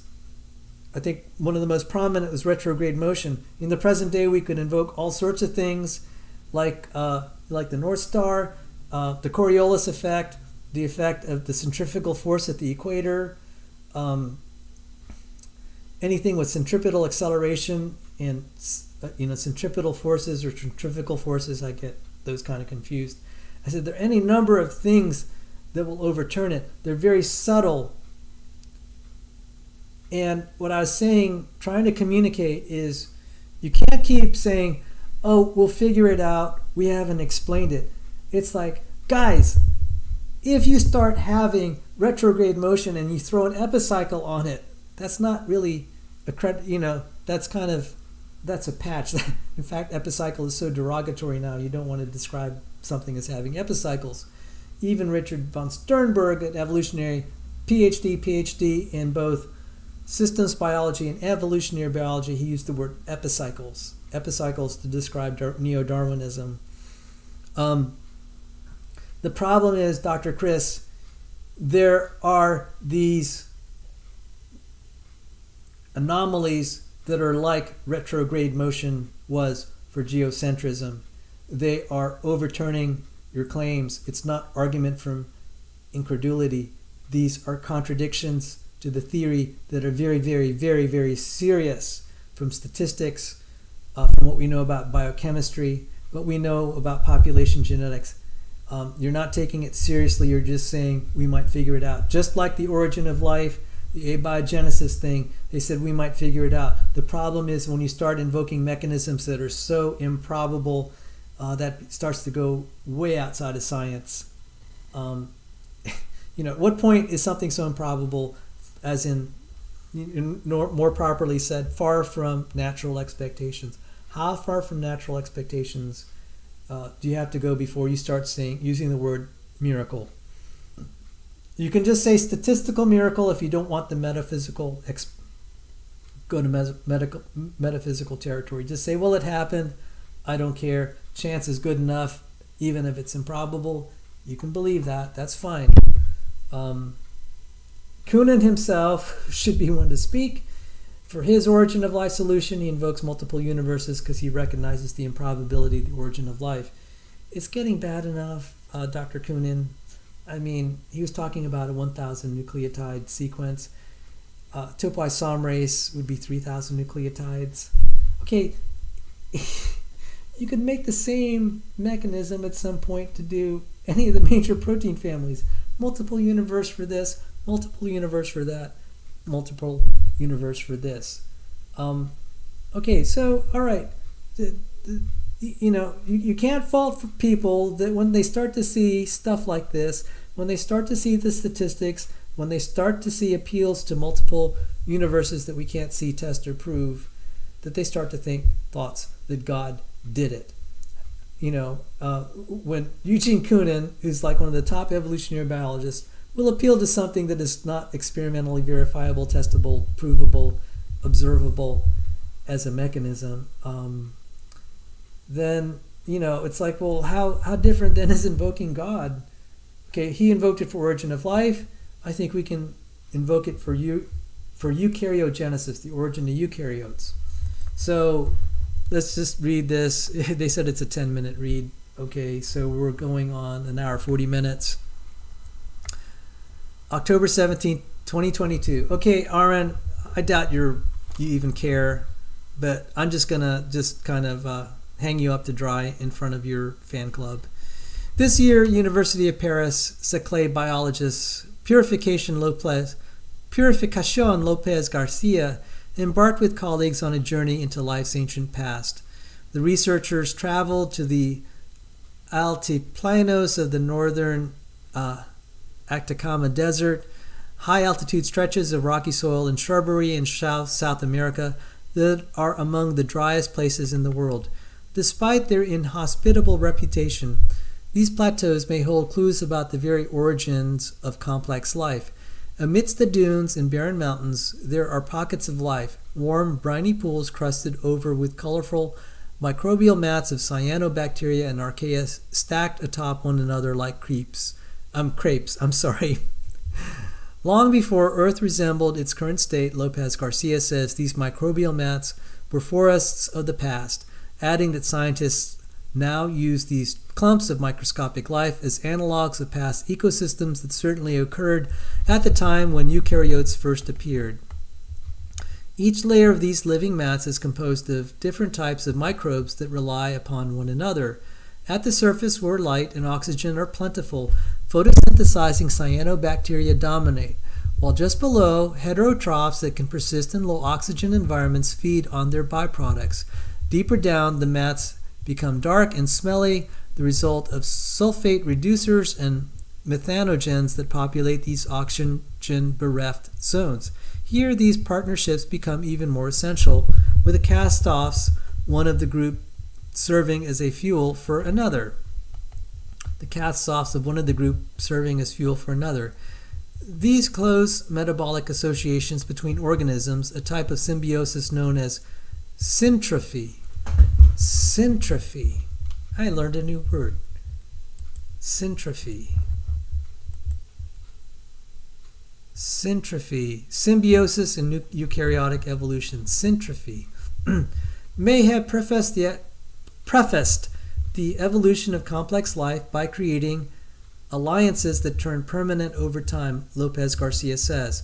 In this way, individuals of different microbial species could have nested within one another to create a host with one or even several symbionts. This is exactly what scientists suspect happened to form a whole new type of cell, the eukaryote, which thrived and subsequently diversified into the macroscopic array of life we see today, including humans. So-called eukaryogenesis is not defined the same way by all researchers, but broadly, the term describes an evolutionary surge towards increasing cellular complexity between 1 and 2 billion years ago. Okay, so eukaryogenesis is not defined the same way by all researchers. Eukaryogenesis is arguably one of the most important events in the history of life after the origin of life itself. Daniel Mills, Ludwig Maximilians Universität München.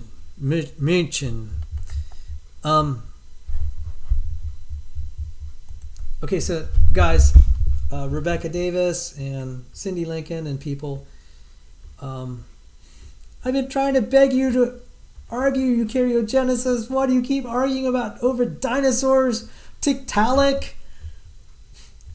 You're having the silver platter handed to you here, or you can really attack evolutionary theory that's gotten so bad that, Aron Ra will say evolution doesn't cover this. It's like, okay, dude, whatever.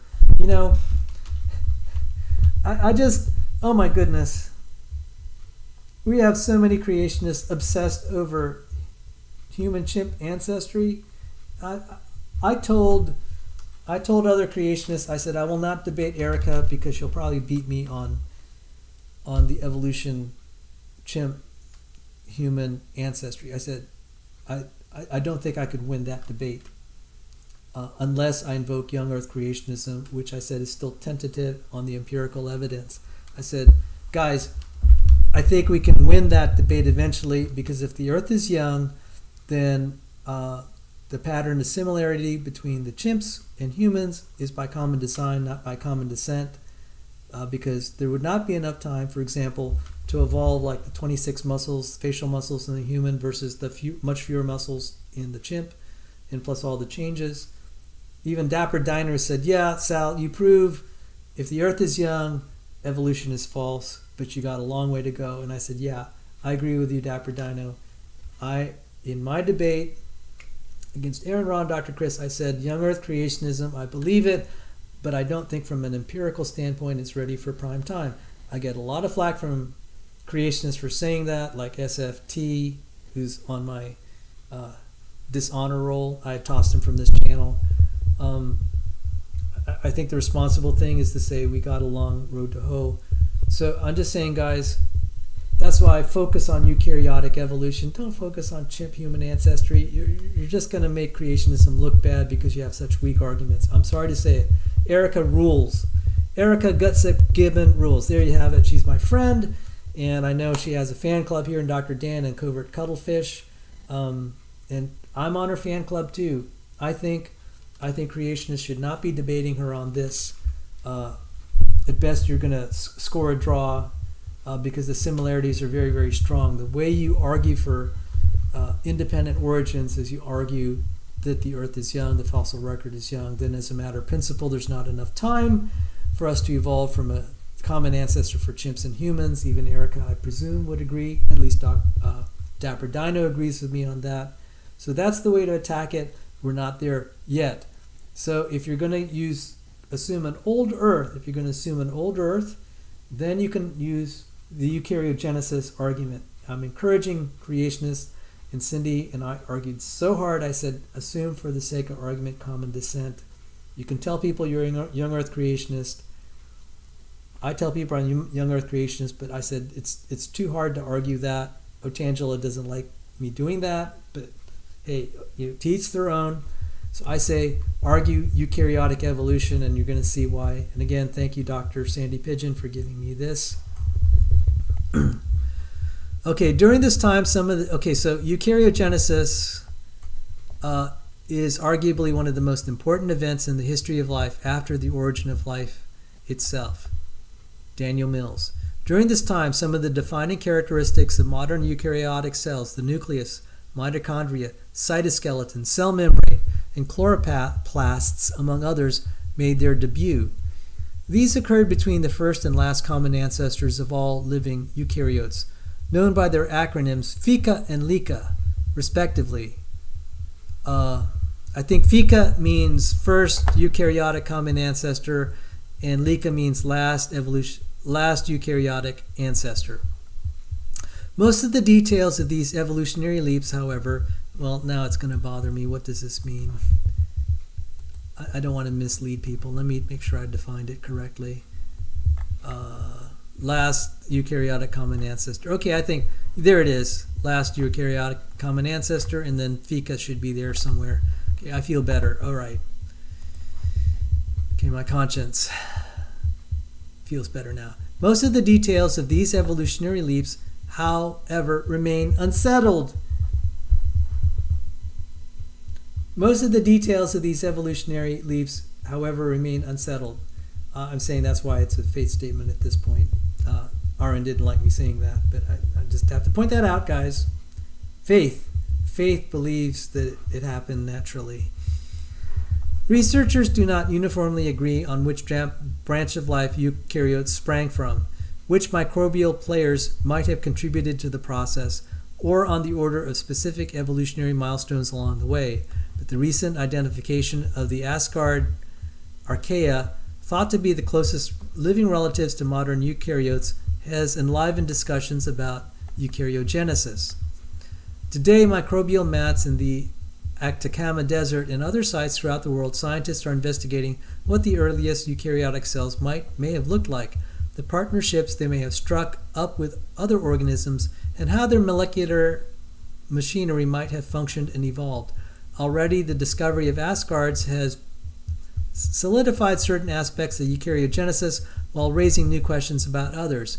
I think this is the most exciting development in biology right now. So much is being discovered and so many predictions are being met, says Daniel Mills, a geobiologist and postdoctoral researcher at Ludwig Maximilians Universität München, who recently co-authored a paper suggesting that eukaryotes likely evolved in the absence of oxygen. Eukaryogenesis, he adds, is arguably one of the most important events in the history of life after the origin of life itself. And, oh boy, microbial mats. Look at that, microbial mats. South America, okay. Arrival of the Asgards. After receiving a PhD in 2013, evolutionary microbiologist Anja Spang was shopping around for a postdoc. For her dissertation, Spang had studied a group of archaea called Thamarchaeota, now nitrosophospharoda. I can't pronounce it. Nitrosophospharoda.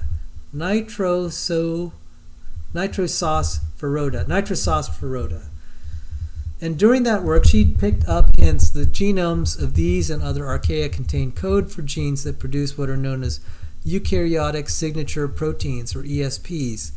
These were proteins that should not have had recognizable counterparts in archaea, and yet they were there. Wanting to understand just what was going on, Spang joined the lab of Thish Etema, an evolutionary microbiologist then at Uppsala University in Sweden, and set out in search of new data. The extracted genomes from sediments collected during a research cruise to a deep-sea vent called Loki's Castle, located more than 2,300 meters below the surface of the Arctic Ocean between Greenland and Norway. Etema told the New York Times that the initial sample amounted to less than a teaspoonful of deep-sea muck, but almost immediately software responsible for annotating and analyzing the genetic material began to return odd results. It flagged ESP homologs for actin, a distinctly eukaryotic protein that gives cells their shape, in a genome that was otherwise clearly archaeal. The microbes turned out to be members of a new group that Spang and the team named Loki Archaeota when they published their findings in Nature 2015.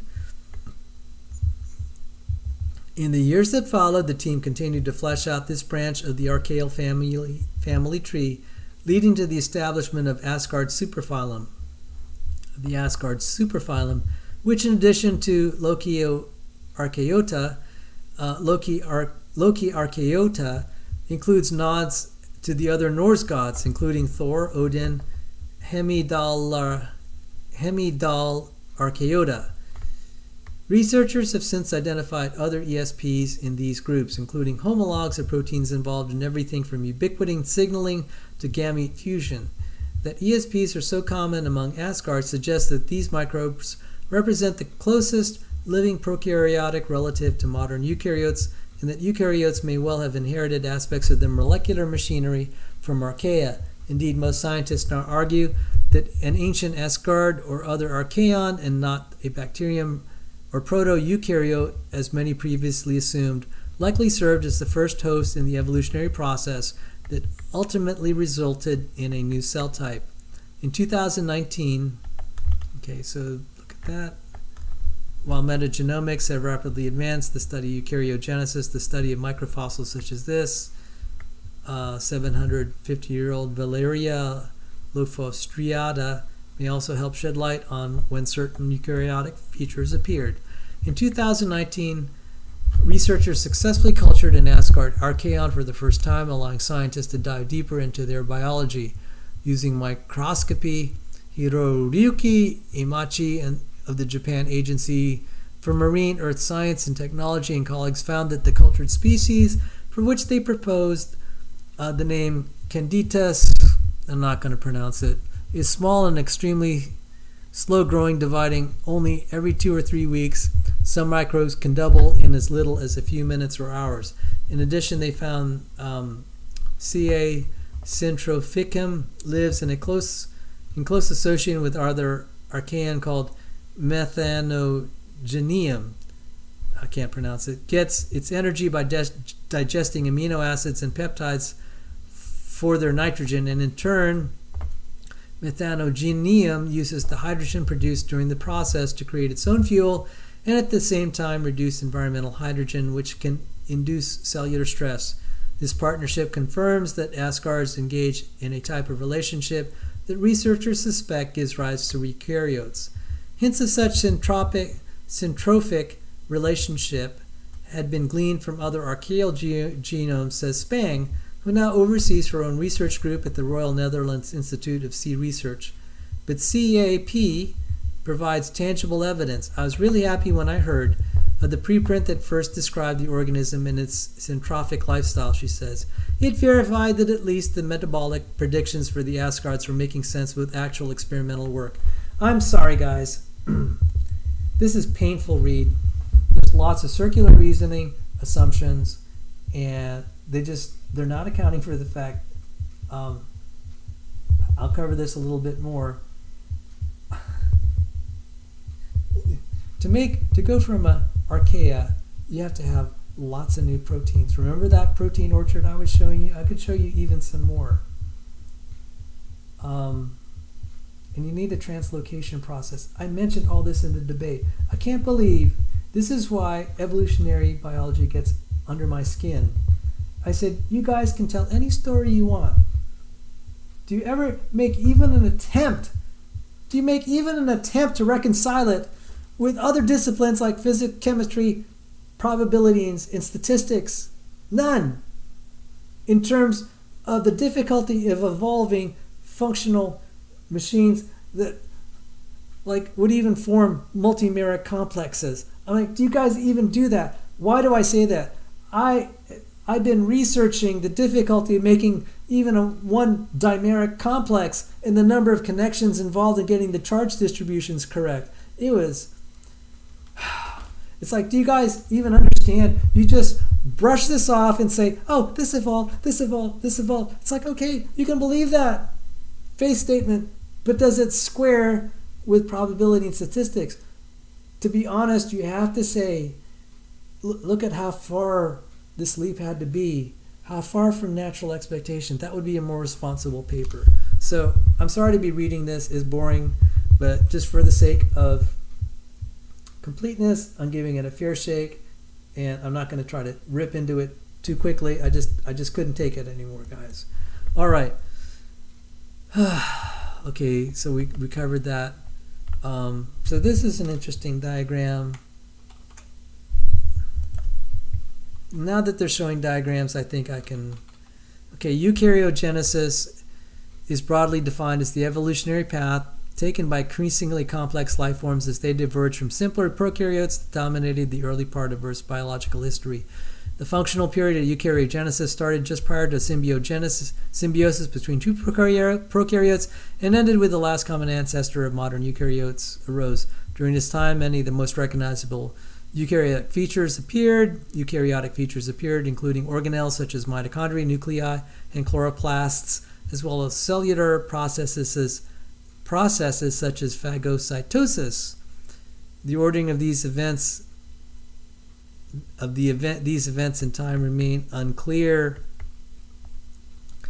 So there's this original host, and then it had the appearance of all these unique features for which they have no mechanism, except maybe kind of the this alpha protobacterium getting engulfed. And then you have the last eukaryotic ancestor, which ends up being all these eukaryotes that include the animals and plants. All right, I'm gonna... Oh my goodness, this is a little painful.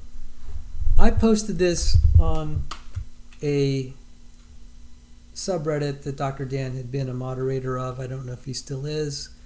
The debate, I think it's Debate Evolution or something. And it was by Tan and Tompkins. And I'm just gonna, I need to show, I just couldn't take it anymore reading that. It's like, do you have any critical, do you have any incentive to try to prove how difficult this is? I mean, you can accept it, but I think the responsible thing to say this is really far-fetched based on what we know about chemistry and physics. You are okay, yeah.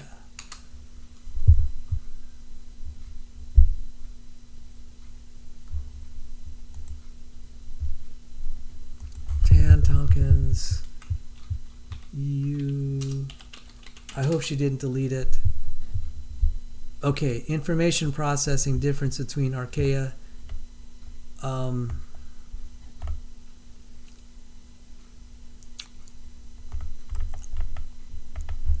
This is in Answers in Genesis, and I really wish you didn't publish in Answers in Genesis. I'm sorry, guys. This was good enough to have published in a secular journal, maybe not in the United States in an evolutionary biology journal, but Change Tan was a molecular cell biologist. Let me just share this because you can look at this up in the Answers Research Journal. It's probably one of their best articles ever. It is like an agonizing read. I crawled through this, guys. This was not... the article is Information Processing, Differences Between Archaea and Eukarya, Implications for Homologs, and the Myth of Eukaryogenesis. At the time, she was Division of Biological Sciences, University of Missouri, Columbia, Missouri. She has since been fired. No surprise there. And let me see.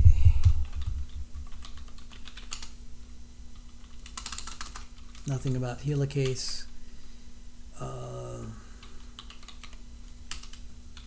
Information processing, eukarya, bacteria, Tan and Tompkins.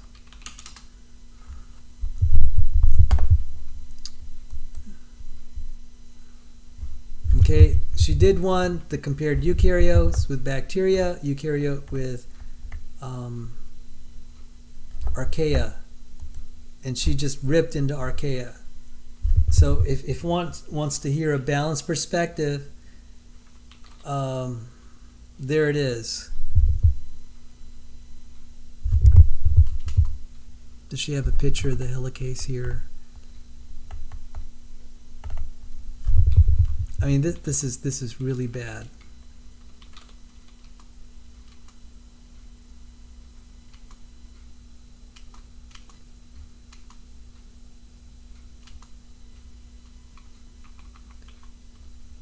And I found this also.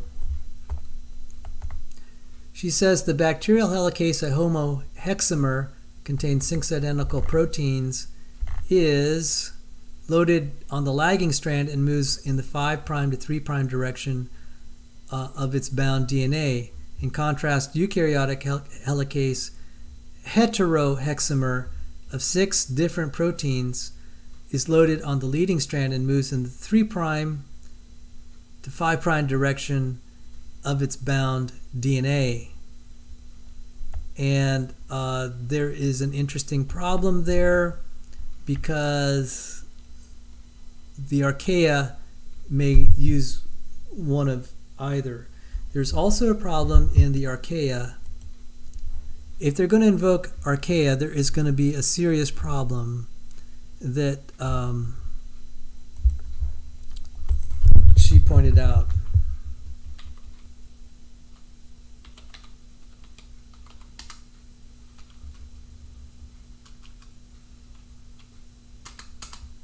I don't know why the search function. Okay, I'm gonna have to just ad lib here. Phospholipid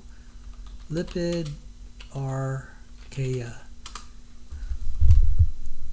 There is a difference in the phospholipids of archaea versus eukarya. I mean, if they're gonna invoke this, why does anyone post these things on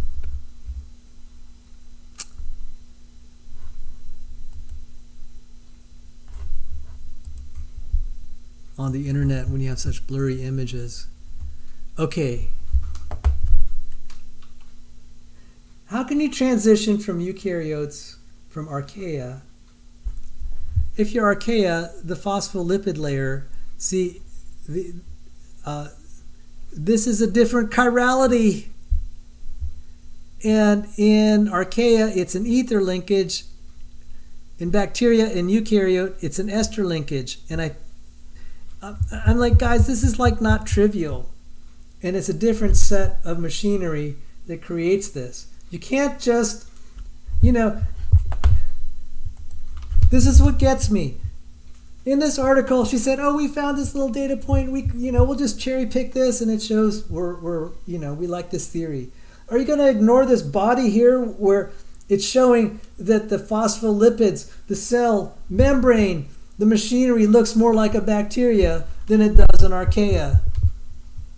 And Changetown is saying it looks like you can't say the eukaryotes descended from bacteria, but you can't say it really descended from archaea either, because the eukaryotes share so much with bacteria that are not found in archaea. Eukaryotes share so many things with archaea that are not found in bacteria. Okay, just my own take on this. This is like the designer saying, "Hey, I'm going to make life for you evolutionary biologists hard, because I'm going to put these little anomalies here that are going to kind of, if you're willing to look, you might want to reconsider."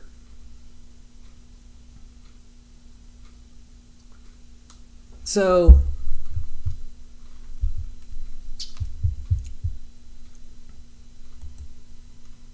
this is why I had a problem with that article, and I just had to interject a little bit. So now let's just read through. And there are other, oh my goodness, Changetown was just demolished this, because she understands. Her being a professor of molecular and cell biology, she knows intimately. She had to teach the differences in the central dogma, how it is instantiated in eukaryote, archaea, and bacteria. She knows the differences.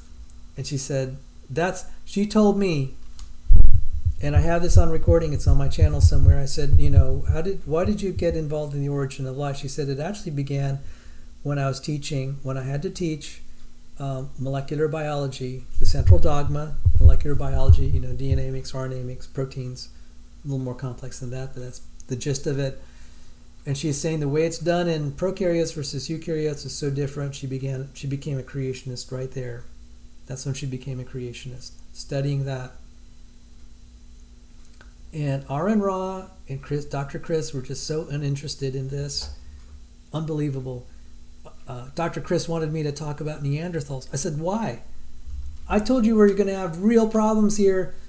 Not the least bit interested in some sort of skepticism, maybe being challenged and confronted with things.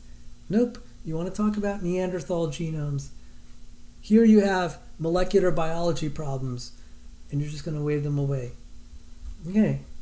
So, anyway. Now let's go back to this torture of this paper that's just drooling over these stories. That's okay, Creationists have their stories too. While the identity of the original host in the symbiotic partnership that birthed modern eukaryotic cells remains mysterious, some researchers say the evidence suggests it was an archaeon rather than a bacterium. Okay, see, again, they can't decide which is which. And I just gave you evidence why there's a similarity with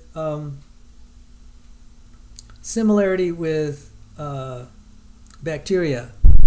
Scientists call this host, which lived more than 1 billion years ago, the first eukaryotic common ancestor, Fika. The origin of mitochondria. At some point in the past, the prokaryote host formed a partnership with the alpha protobacterium and permanently engulfed it, creating the mitochondrion. Researchers debate whether phagocytosis was needed to establish the relationship, but mitochondria did help power much of the eukaryotes' subsequent radiation. And I can't believe they're recycling this stuff.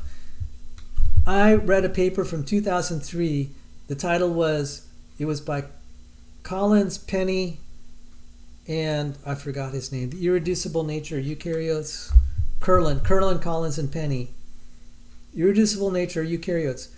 This whole thing about the alpha protobacteria, I said, okay, let's just say it for the sake of argument, but look what all you have to do. 85% of the proteins that are in the mitochondria have to be coded, are transcribed from the nuclear genome. I'm like, okay, guys, do you see how hard this is?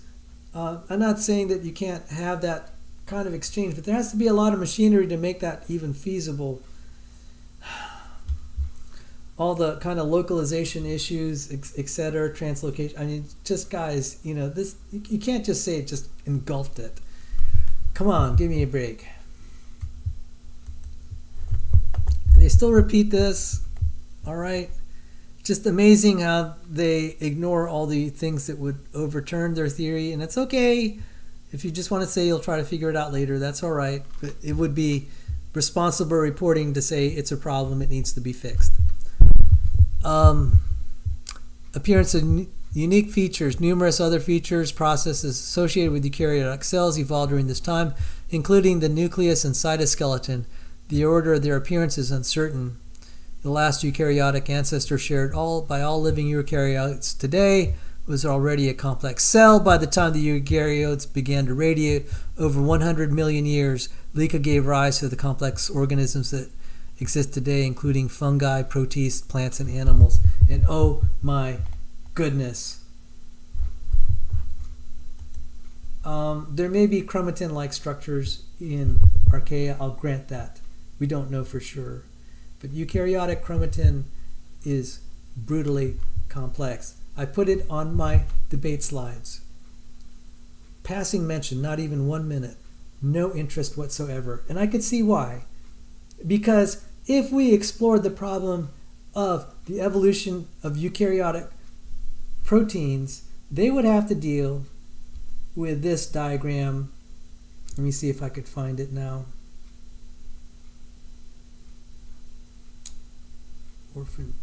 It's in my orphan gene PowerPoint. Hang on. I'm going to show what Cindy Lincoln and I showed that night. And in this PowerPoint, I showed this diagram. You have these 8 histone proteins. There are 4 types, 2A, 2B, H3, and H4. It has tails. There are all sorts of post-translational modifications that are readers, writers, erasers on those tails. The complexity of that is just unbelievable. And when you have a double-stranded break in DNA and it has to be repaired, you have to recruit all this machinery, at least, to get it to repair itself. How would that evolve? Do these guys that are asserting, archaea and eukarya, eukarya came from archaea. It's like, okay, make that story, but that's the least of your problems. You can make that story up, but that's the least of your problems. Look at this. You want me to go through the complexity of this? We could do 5 shows on this, because when I was studying at the NIH, I had the privilege of studying at someone that was looking at the histone code, doing an actual researcher. This is not trivial stuff. And this is just eukaryotic chromatin. We're not even talking about the nuclear pore complexes, import-export, membrane bound organisms. We're just talking about the organization of DNA. And if you can't even do a double-stranded break repair, and there's probably single-stranded break repair that would have similar complexity as this, where you need all these proteins, you have to, not only do you need to recruit these proteins, you have things called chromatin remodelers, whatever, and then when you do all the breaks, you disassemble all this machinery and get it gone. This is just not easy, guys. And then I was talking about the nuclear pore complex. Okay, just like, guys, they want to believe it. They want to tell that story. That's okay. But I think the responsible thing to do is to say, this is like almost unbelievably difficult to presume this could be done naturally. It's a very unnatural transition. I think that's the responsible thing. So the many competing hypotheses of eukaryogenesis, these early observations precipitated a flood of new research with hundreds of papers published as preprints in bioRxiv, touching on Asgards and eukaryogenesis in the last year.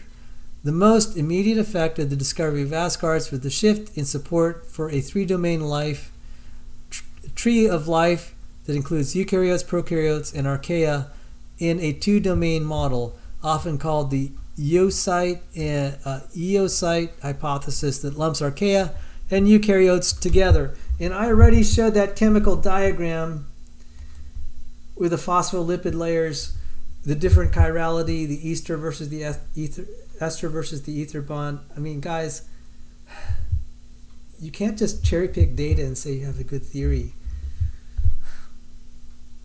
You need to acknowledge it's problematic. I don't know what to tell you.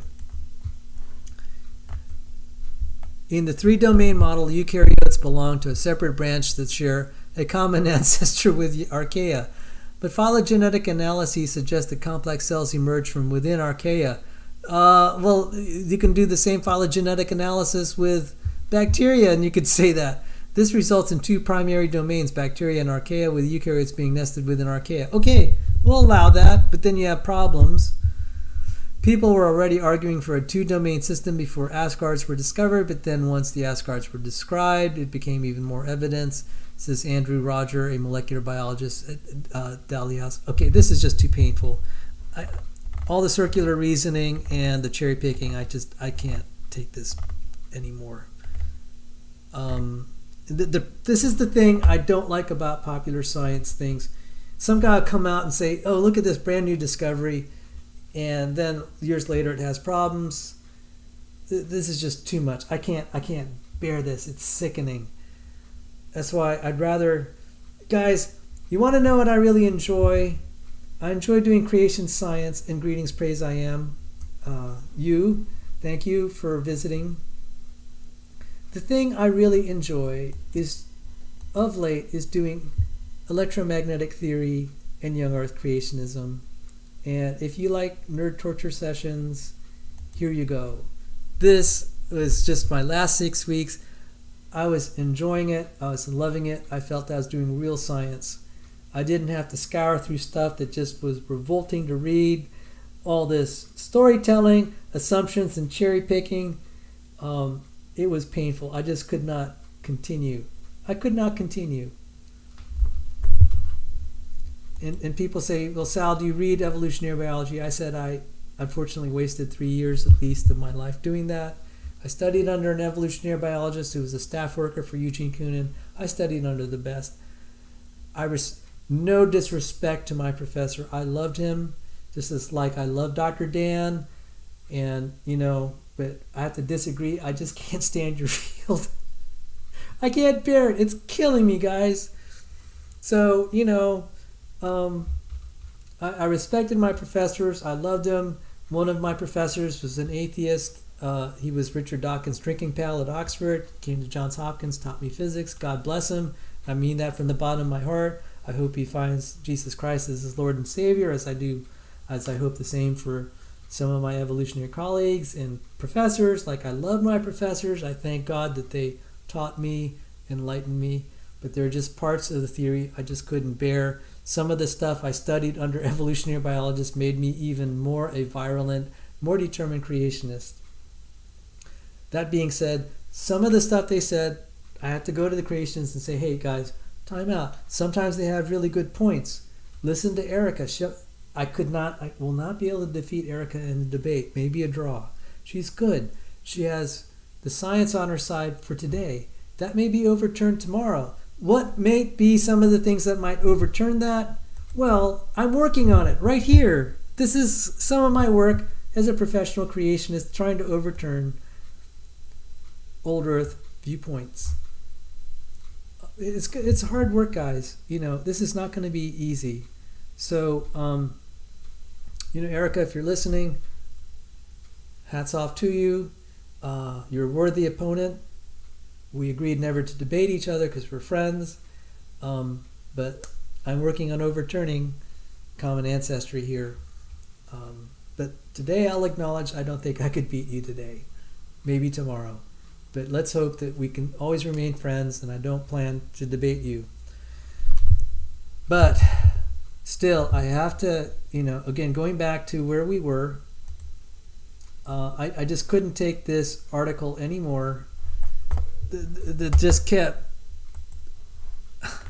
the science writers were just drooling, and they somehow figured this out, and I said, no, they haven't figured it out.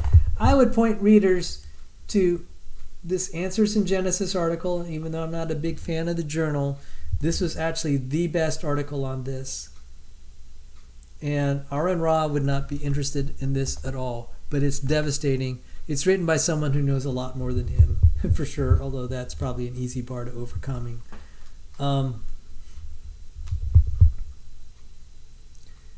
This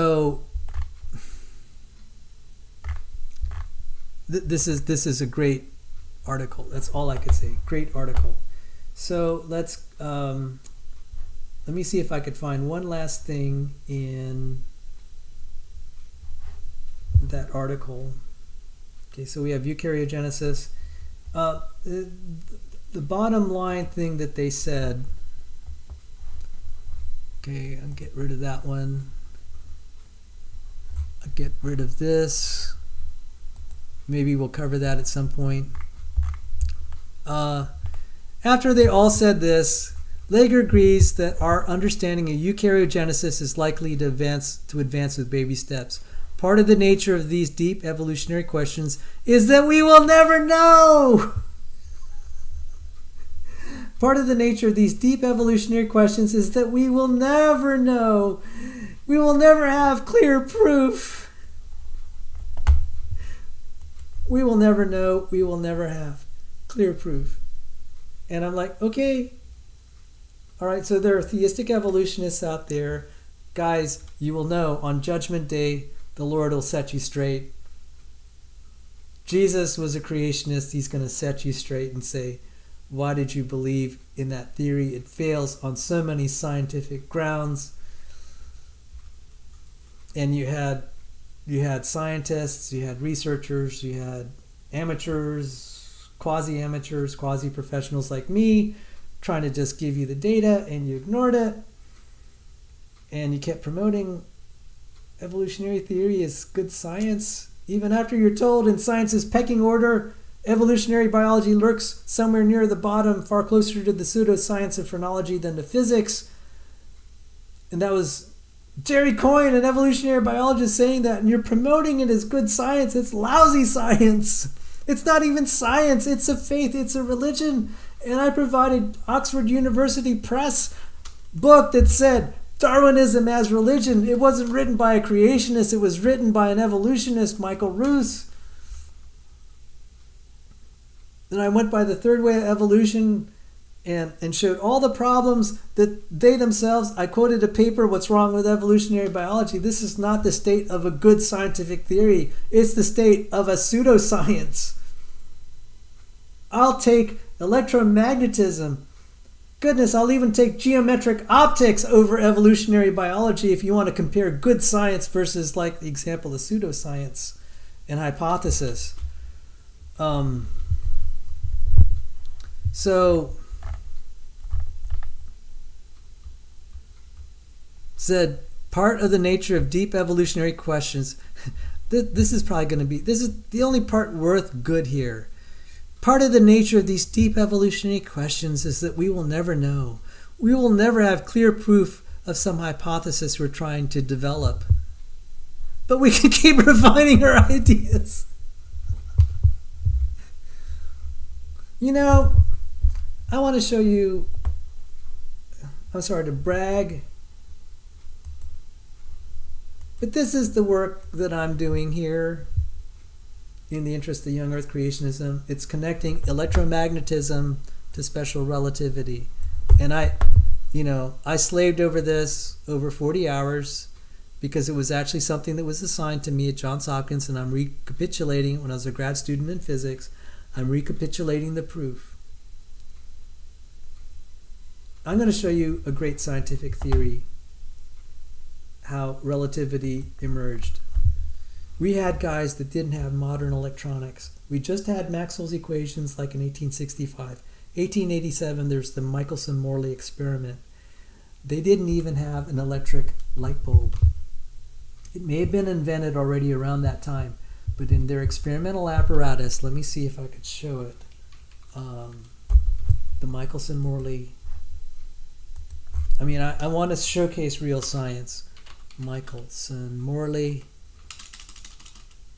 You can look up the Wikipedia article, the Michelson-Morley experiment.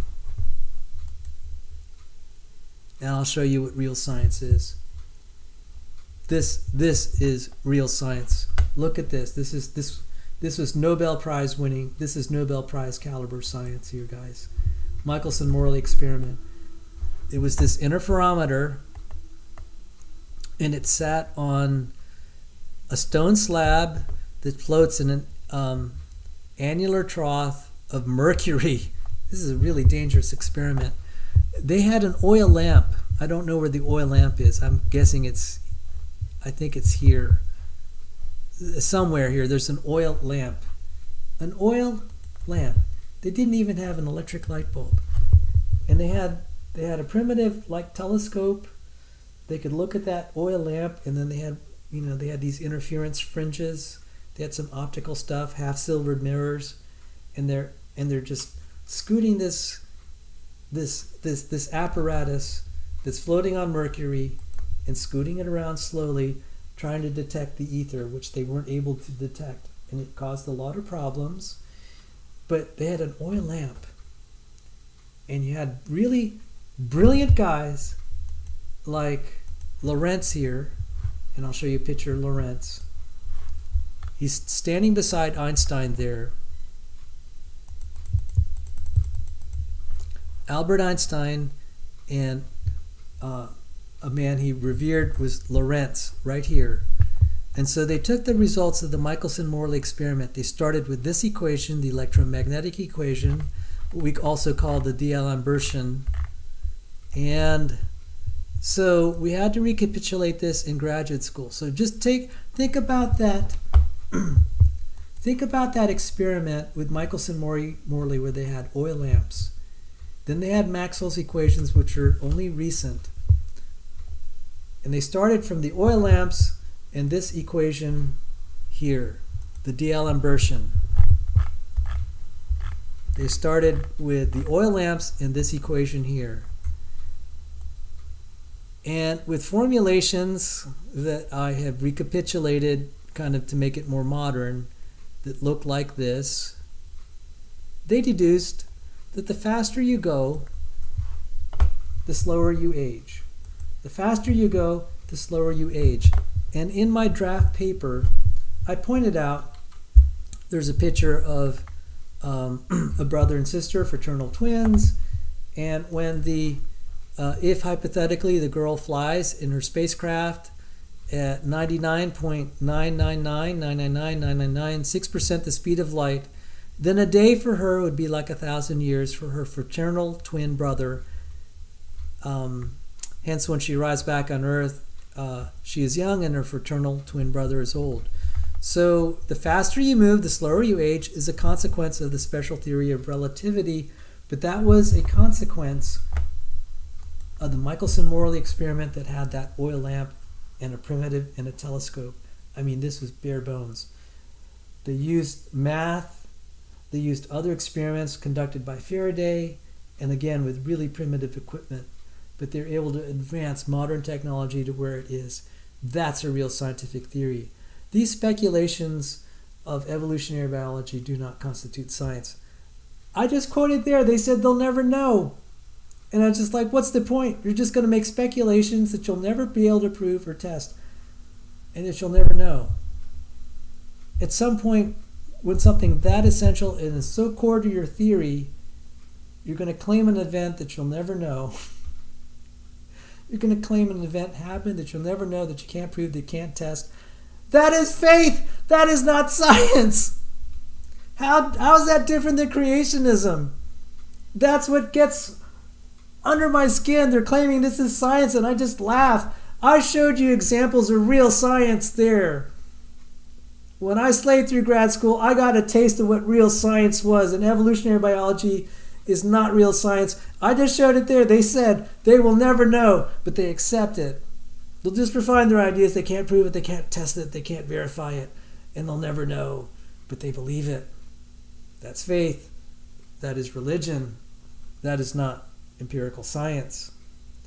The Michelson-Morley experiment, that derivation I put, we realized the Lorentz transformation showed that clocks will slow down the faster you move. It's been empirically verified in our particle accelerators, in our spaceships, etc. We have to adjust our GPS clocks to account for that phenomenon, plus some other phenomenon, so that we have accurate positions within within a couple meters, and for defense applications, maybe even centimeters. We don't know exactly how precise. That's real science. We have an opportunity to know. So I'm just saying, difference between faith statements pretending to be science and then real science. I'm sharing what I think is real science. That's what I'm passionate about. People will ask, well, is creationism science? I'll say no. And I'll get a lot of flack for saying that. A lot of my creationist fellows will say it. Well, they say, is intelligent design science? I'll say, I don't assume it is. I'll just assume it's no. And boy, I'll hear it from my ID colleagues. I'll say there's kernels of faith in this, but I think it's reasonable and rational. I'm not going to make the argument that creationism or ID are science. I will say that probability studies are science. It's testable and predictable. So what James Tour was doing on the origin of life, that's science, basic chemistry. But I will say evolution is evolutionism. It is not science. And I got a juicy quote thanks to Sandy Pigeon. So thank you very much. And we're going on 2 hours, 30 minutes. I've had a lot of fun while watching the Channel 5 here in Northern Virginia on the World Series, and the Houston Astros lost 7-0 or something, Game 3. So I'm kind of rooting for Dusty Baker because he's the manager of the Houston Astros. But I hope he wins the World Series. But no offense to the guys in Philadelphia, I kind of like that. I like both teams. So it's going to be kind of sad that they both can't win. So anyway, I see we've had a lively discussion in the side chat. And let me just verify that the stream is still live.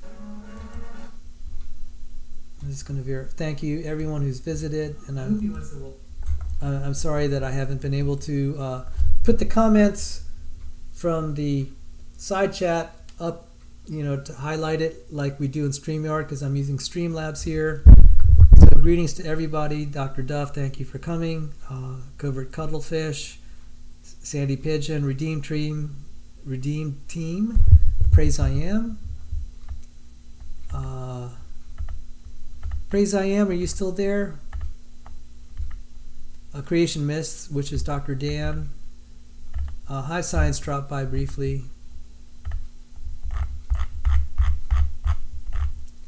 So anyway, I'm going to shut this stream down. As usual, I'm going to play some rock. No, I don't have Rachmaninoff. I'll close it with a poem in an airplane, and just one of my favorite things, airplanes and a little bit of poetry and beautiful music. So here goes. Take care, everyone. God bless. God richly bless you.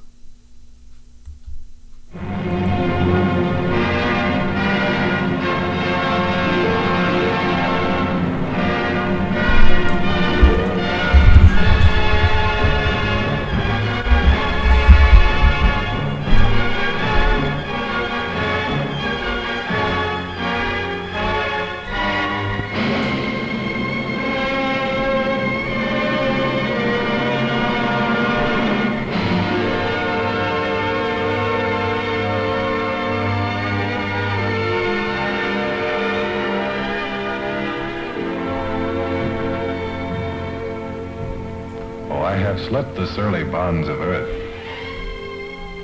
and danced the skies on laughter-silvered wings. Sunward I've climbed and joined the tumbling mirth of sun-split clouds and done 100 things you have not dreamed of. Wheeled and soared and swung high in the sunlit silence.